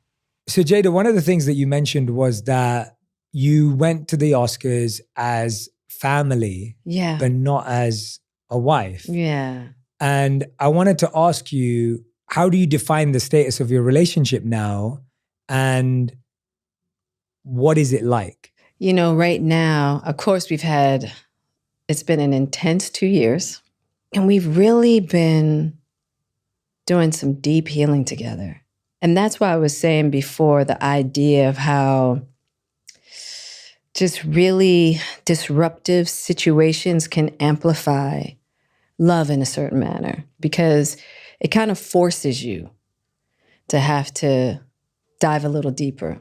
That's what we've been doing. We've just been growing together and see what happens then. See what grows from there, you know? But like I said in the book, it's like we have this beautiful friendship, and we really look at our marriage as being the cornerstone of family.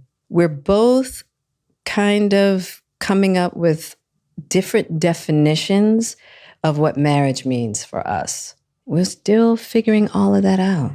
Yeah, but the beautiful part is that there's been some really deep healing going on. Yeah. I mean, at the end of the day, that's what it's about. Marriage is so much about growth, like really learning how to grow emotionally, like emotional maturity, spiritual maturity. And there's this spiritual bond there. I mean, we've tried our best to get away from each other. I mean, our best. And we just don't want to. Mm. So we are defining it the way that works for us.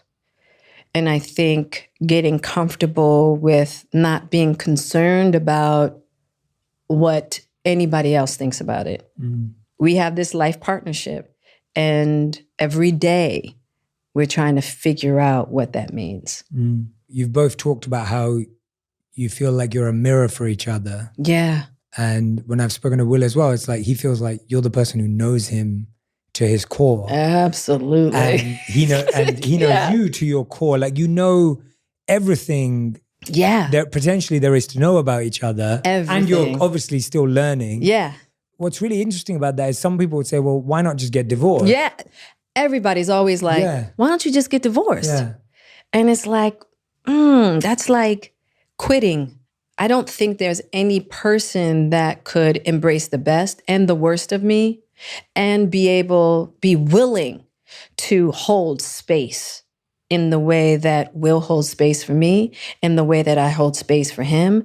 And I know that most people probably go into their relationship as like, you are here to please me. And yeah, our relationship isn't quite that.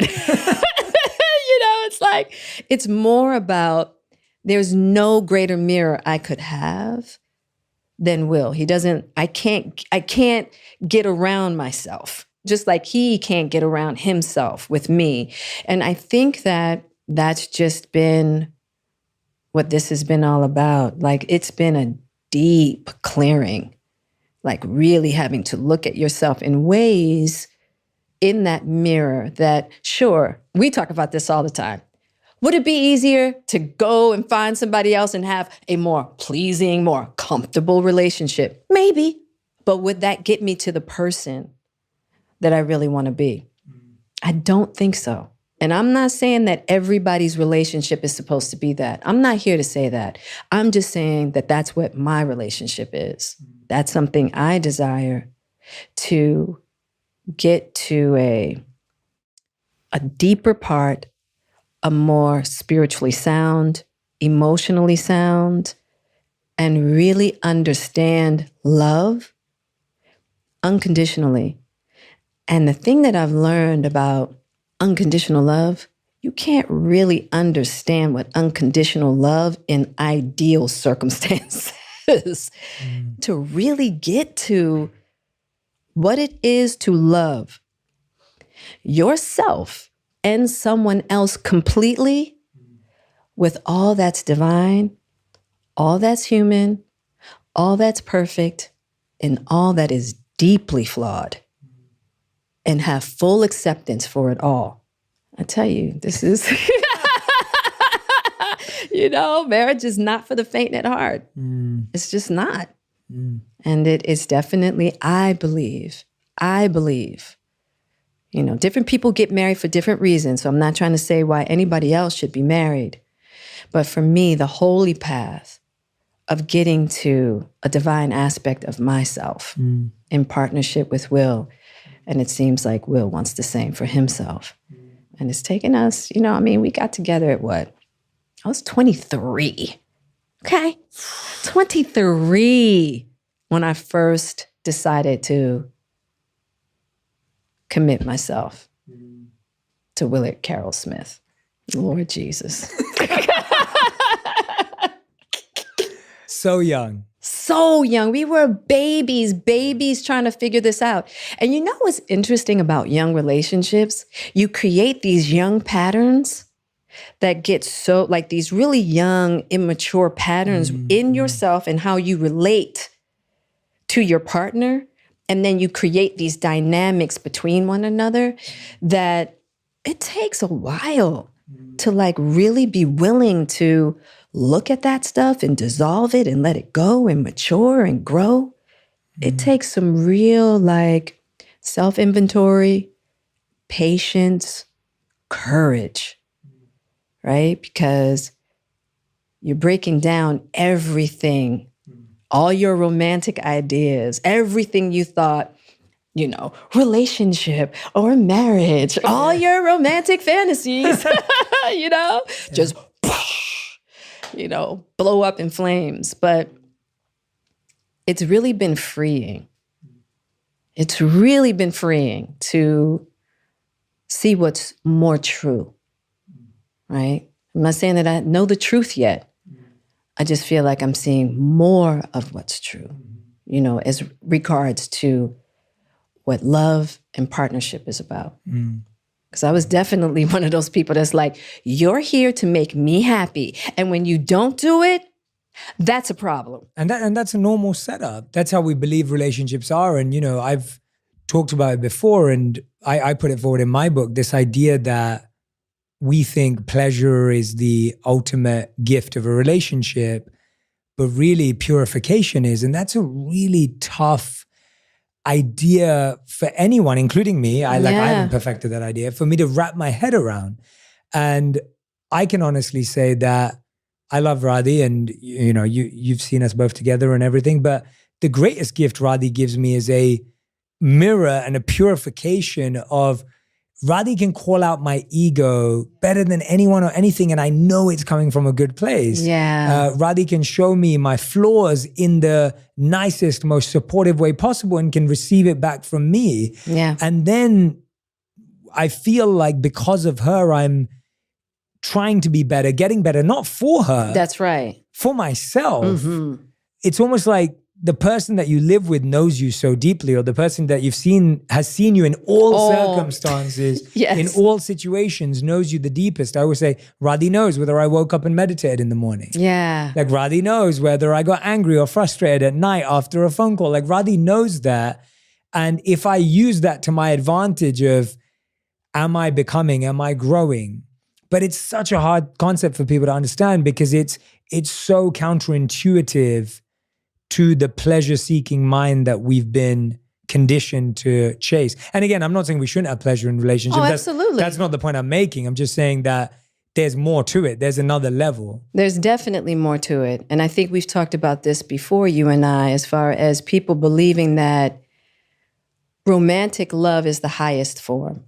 Now, I believe that romantic love is an aspect, right, of a higher form. But I don't believe that romantic love itself is the highest form, right? I believe within the highest form, you can have romantic love, but that romantic love is not of the highest, right?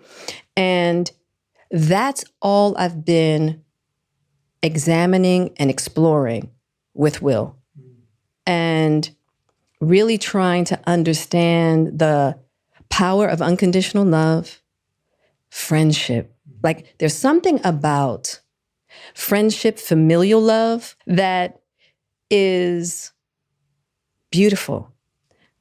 But when two people can have an agreement around divine love, like love of a source greater than yourself that you want to be connected to, and then you decide that your relationship is going to be connected to that same source,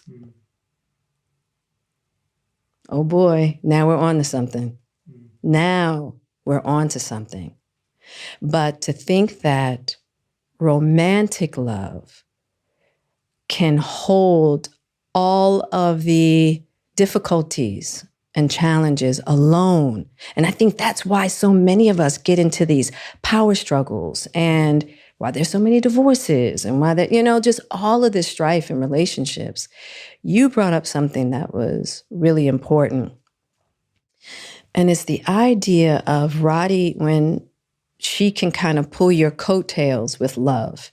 And I think it takes a lot of work to figure that out. Like to not be offended when someone shows up imperfectly. And those are those kind of pieces within relationship. Like we feel like people are supposed to come ready-made. You walk down the aisle and it's like, he knows how to love me. I know how to love him, and not making room for that space of growth that is inevitable. People are going to mess up. People are going to do stupid stuff. People are going to say stupid stuff. Now, when it comes to abuse and all of that, that's a different story, right? But people who are willing to learn how to love each other, because I really do think that's what committed relationships about, marriage or not. I'm committed to learning how to love myself, learning how to love you, right? And then learning how to cultivate this relationship that we have with that essence, with those components. Then that's a beautiful thing. That's what I believe the holy path of relating is all about. And not everybody wants that. Yeah, totally. Some people really just want the romantic version of it. And that's okay too. Absolutely. That's okay too, But for me, definitely on that path of looking for something deeper within myself, mostly. Yeah.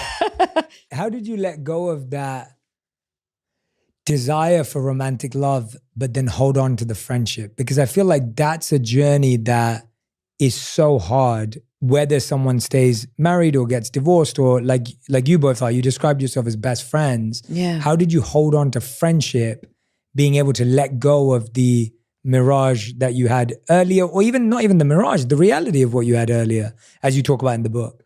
You know, the Yeah. chemistry, the spark. I think so many of us are trying to hold on to that, but you've let go of that. And then you're saying, but we've held on to the friendship, the mirror, the work, the growth. That sounds like the hard way through it. I think it's how people show up, and people don't always show up perfect, clearly.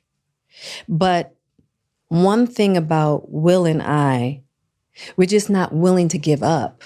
Yeah. It's like, I'm lucky that we just want to have each other in one another's life, right? You have moments of disharmony. But if you know that you're not willing to not have that person in your life, you know you got to put forth the effort and you got to put forth the work to transform whatever's not working. So we always make the decision to take that one step closer to diving more deeply, to learning how to love. And most of the time, it has more to do with self-inventory, having to go in the corner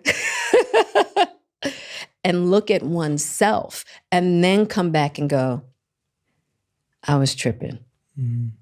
Whether it's I'm sorry or I had a misunderstanding.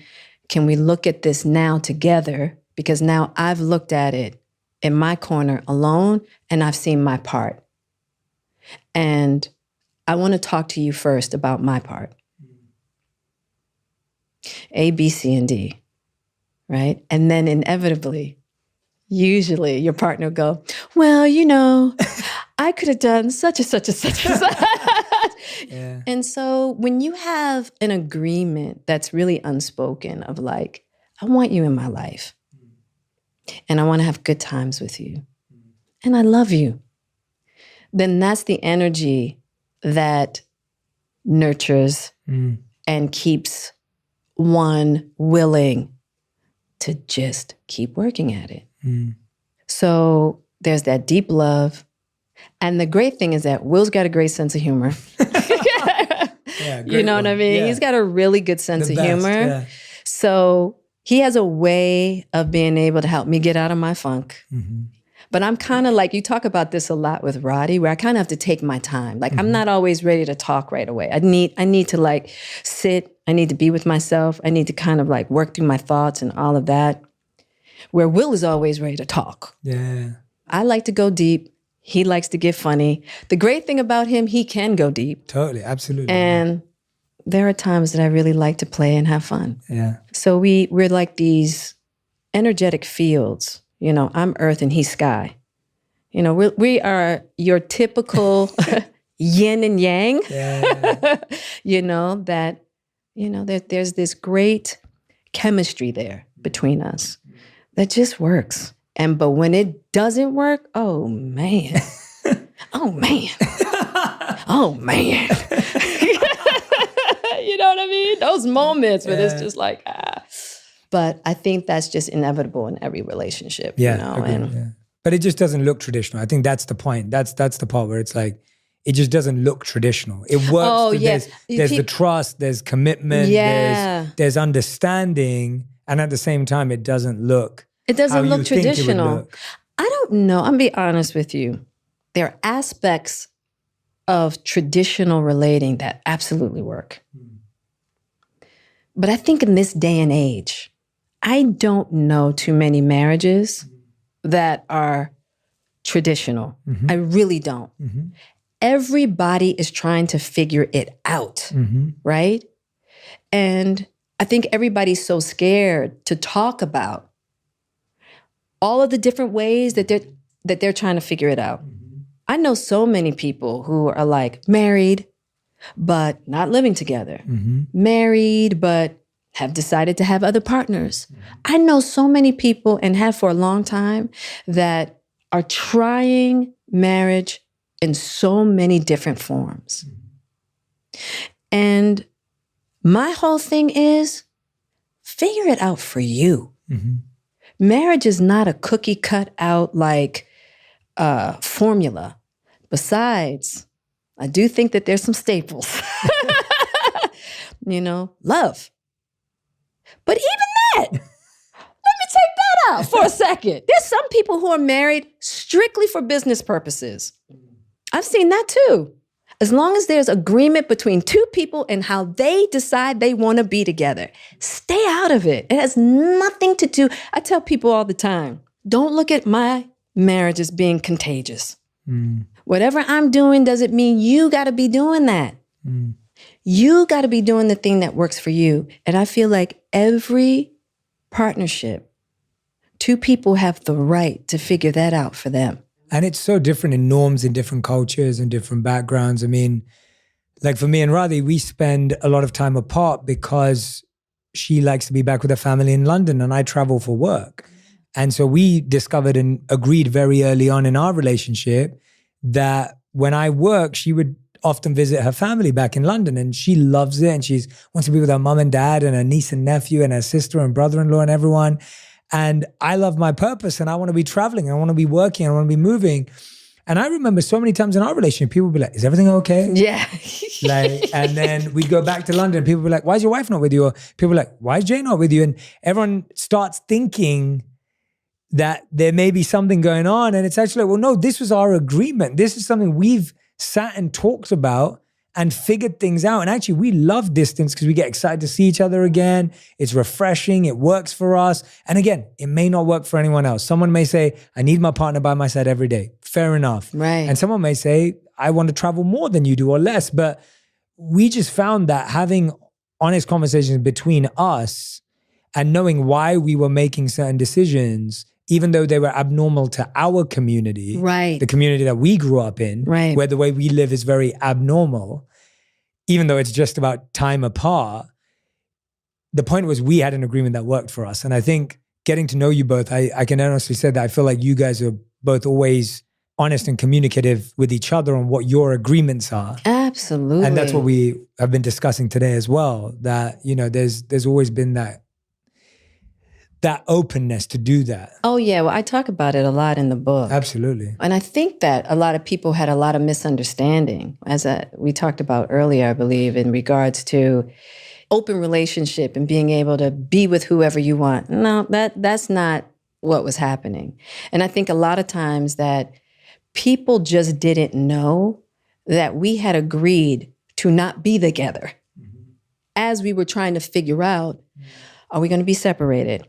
Are we going to be divorced? Then we would reconcile and then we would break up again. Yeah. And there's all this back and forth between us that we didn't share with the world a lot, you know? And I think now people are just going to have to be okay with our marriage is not traditional in the sense of here we are married, but not, you know what I mean? And you know, as I'm on my path and Will's figuring his thing out, we've decided to hold space for each other. And as we're trying to figure out who we are, Will's lived a lot of his life for other people. I've definitely lived my life a lot for other people. And really having this time for me, I need this.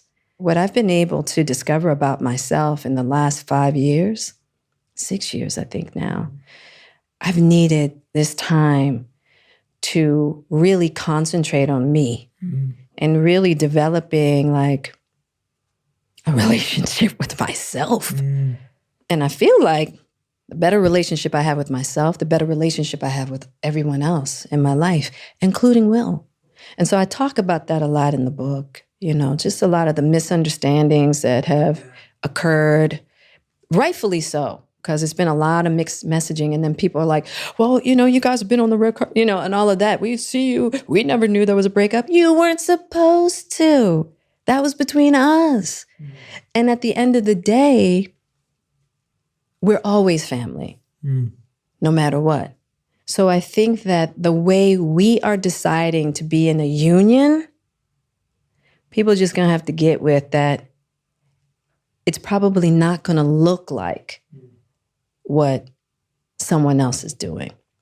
And that's just the truth of the matter, you know, and we're good with that. I can definitely say that whatever relationship anyone is in, that we all get to a point in our relationships, romantic or otherwise, where growing together becomes the greatest priority. Yes. It doesn't matter how we got there. How we got there or what's happening. It's just that I think that is the key. I was saying to that when I was writing my book, 8 Rules of Love, it was like the journey I went on through writing it got me to that point of recognizing that, yes, the goal of every relationship in my life is simply to teach me something I have been unwilling to learn. And the people that I'm closest to, come on, Jay. yeah, the people that I'm closest to are the only ones that can push me. That's right. Or pull me to seeing that. Whether it's your mom, whether it's your dad, whether it's your sister, brother, partner, whatever it may be. And for me, I also discovered through the writing of the book that the greatest love story, and I really, really believe this when I was writing it, I was like, the greatest love stories in the world are actually not romantic. The greatest love stories in the world are generally humans sacrificing themselves in the service of others. Like you see people take on great sacrifice to help people that they may not even meet. Right. Or you see people like taking on a mission or a movement that positively affects so many people that they were never even connected to. Like those are the greatest acts of love, or the act of love that a parent has for their child, that they extend themselves and express in their unconditionality. And you don't really see romantic love being unconditional. Generally, It's interesting that trying to practice and understand what unconditional love is and figuring it out, which we all are, including me. But that journey was really powerful for me to recognize that the more unwilling I become and the more I hide from the lessons that I'm meant to learn, the harder it gets and the harder the lesson gets and the test gets, and it just gets bigger and worse. So. It gets bigger. And you know, the truth of the matter is, it's like, I'm always going to be by Will's side. You know, when I think about like, if something ever happened to him, it's like, I'm going to be right there. If he needs me, I'm going to be right there. Always. That's just an unbreakable fact. That's the bond we have. You know, we've tried to break it in every which way you can think of. We don't want to be in this lifetime without one another. It's just not going to happen. So we're trying to figure out what that looks like for us. And there's something really powerful about that. I got to be honest. As difficult as it's been, as there's been times that I've hated that fact, having somebody that forces me to have to raise my consciousness, evolve my understanding of love, to deal with the fact of that bond, that's a God-given gift. Because me and God got to get with that. God has to be my mentor on how to love Will and myself and care for the relationship that we have through the eyes of the great Supreme, not the way Jada wants it. And so that has been a beautiful surrender that I've really had to surrender, because I really feel like it's by the decree. God was like, oh no, in this lifetime, that's your person. Like it or not, I don't care. So it set me up to have to break certain ideas of my own personality and my own ego and really surrender to what the Great Supreme wants to teach me about love and about patience and about care, kindness, consideration, forgiveness of myself, forgiveness of others. It's deep. And I'm so grateful. It's been a painful journey, no doubt. But the gifts that I get on the other side of that discomfort, and when I get on the other side of the discomfort, I go, I get it. I could not have gotten that gift or that understanding without that trial you gave me. I just ask God these days, can you make it a little easier? I think I'm getting the groove of things. Gosh, you know what I mean? Me too. I'm just like, come on, you know? Yeah. But I've also realized too that I'm getting to the point that when things tumultuous things come about, I smile and I go, okay, you got a great one for me on the other side of this bad boy. You know what I mean? Yeah, yeah. You just start to realize it's never failed in that way. I remember asking Swami, I said, do you think I should get divorced? Wow, I didn't know you asked him that. I sure did. I asked Swami. And he said, you know, Jada, people take their vows very lightly these days. And he said something to the effect that, you know, when we stay committed to the vows that we make, we find what we need. And I was like, okay. And I just stayed on track. I was just like, all right, let me just keep digging. Let me keep going. And he, you know, he's right. For my journey. Yeah. Can't say for anybody else. For my journey. Because he said, oh, this is what he said. He said, people end up as friends in the long run. And they're holding hands, walking each other home. And that's how I feel. I feel like Will and I are walking each other home as life partners. Well, Jada, I want to share one last thing with you if I can. So earlier, I had a letter for you from Willow. Okay. And I also have a letter from Will.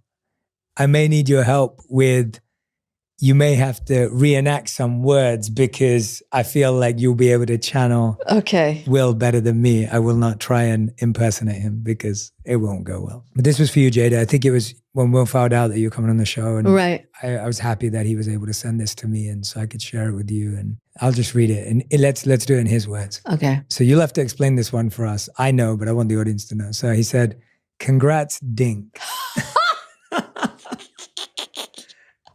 Okay, so let me just tell you what just dink tell is. us that before, let me tell you what dink means. Yeah. Oh, he's so crazy. So when we play golf, he's my favorite person to play golf with. So when we play golf, when I hit my driver, it goes dink.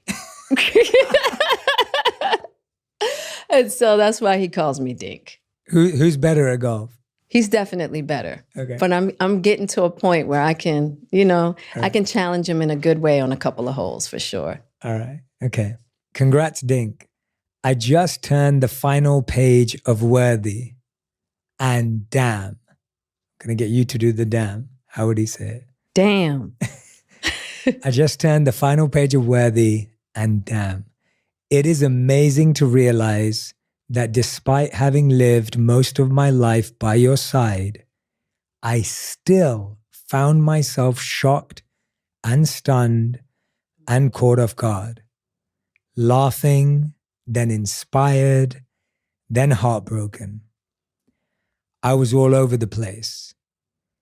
It's one thing to hear anecdotes at a family barbecue, but it was truly overwhelming to take in your story potently condensed in this way.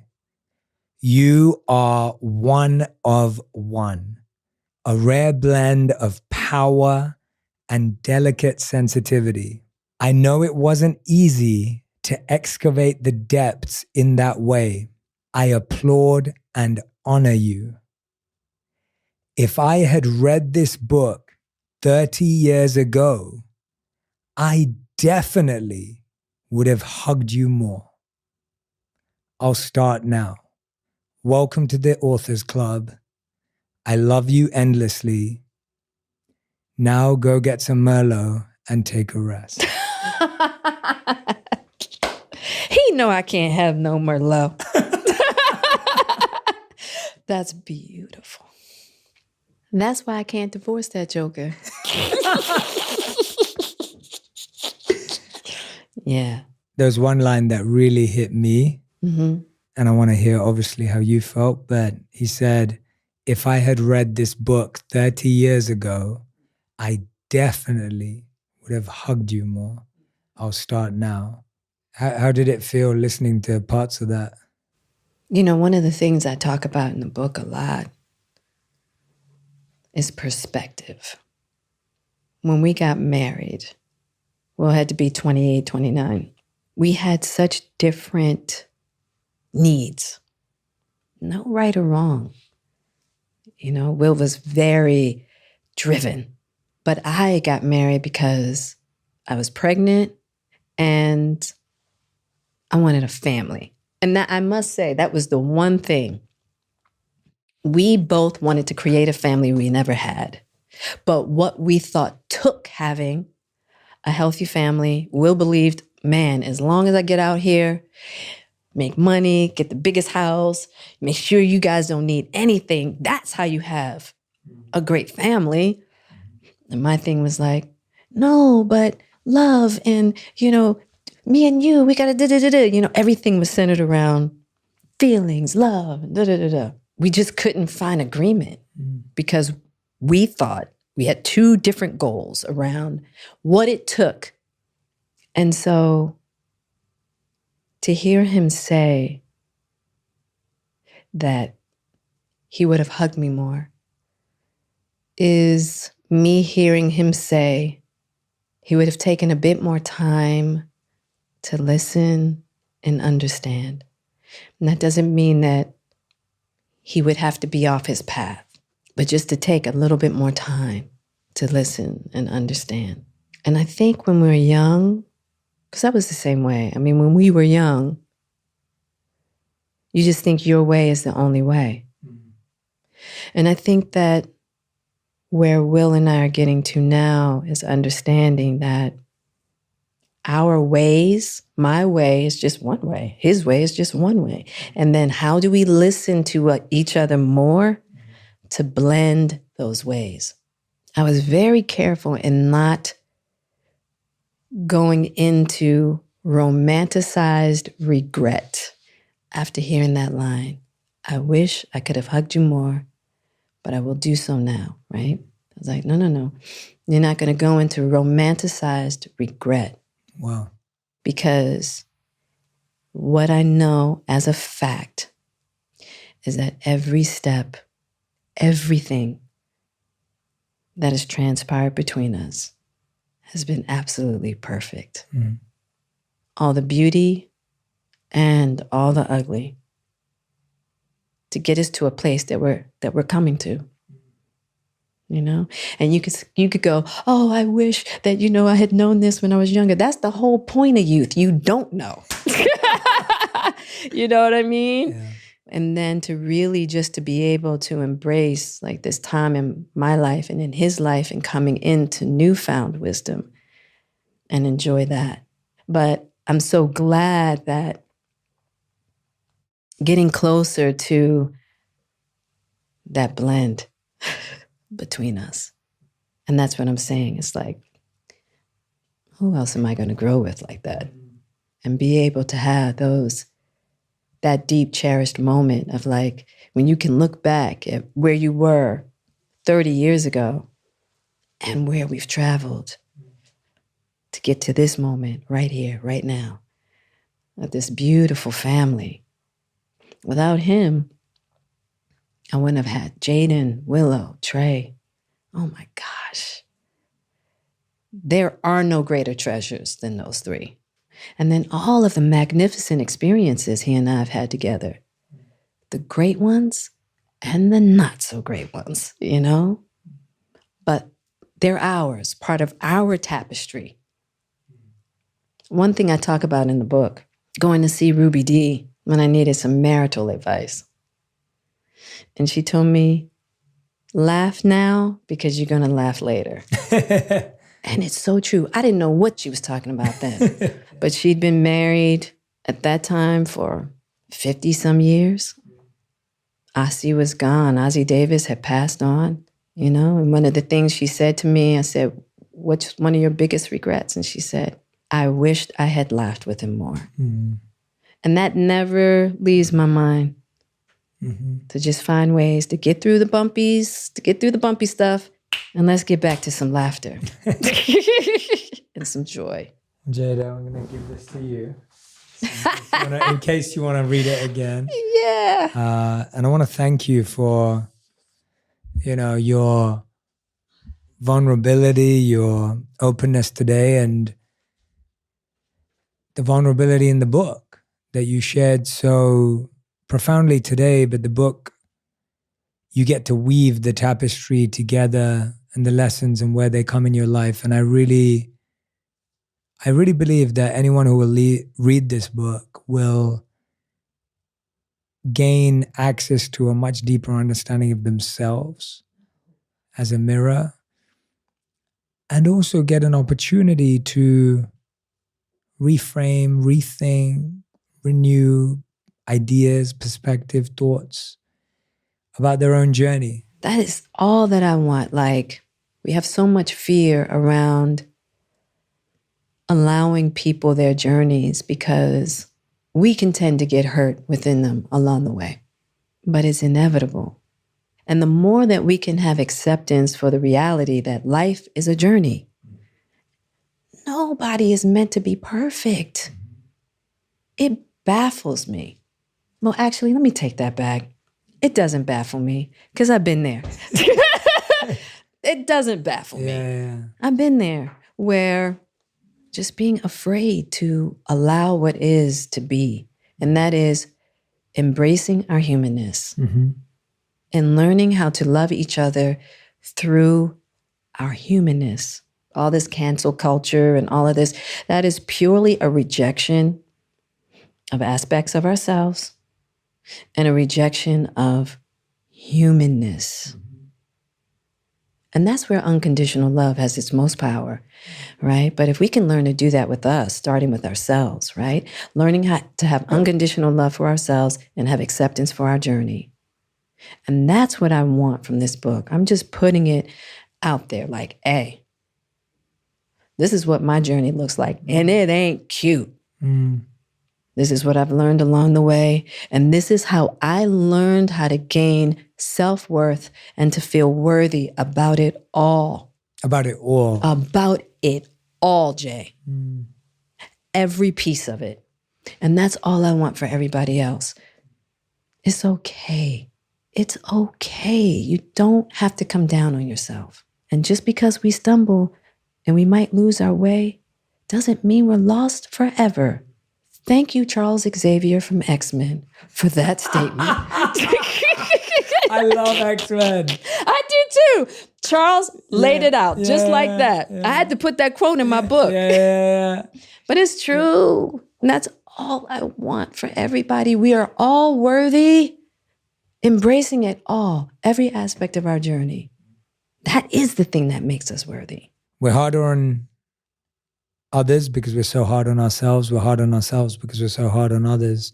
And that cycle keeps repeating itself. Point out someone's flaw because we're pointing them out in ourselves, but not looking at the growth we're trying to make and the growth someone else trying to make, the healing journey that they're on and the healing journey that we're on. And as you were just saying that, what came to my mind was that we all have to take the same steps, but on our own path. And I think what this book does so gracefully is show your steps, which reminds us all that even if we trip and we fall, which we inevitably will, there's still another step after that we can take. And that ultimate step is what you just so beautifully put, the step of recognizing that all of it was worthy. All of it was part of that journey towards self-worth. And that you're loved. You're loved and you're held, no matter what. Through all of the scrutiny and through all of the, stones that were thrown at me, as painful as all of that was, what a beautiful gauntlet to get me to the understanding that it's only our self-judgment that's the true enemy. And I got to cure so much of my own self-judgment through all of that. It's almost like being like Wonder Woman, peer, peer, peer, you know what I mean? Yeah. It's like the Great Supreme makes it so that you're invincible to all the criticism, anything else anybody has to say about you.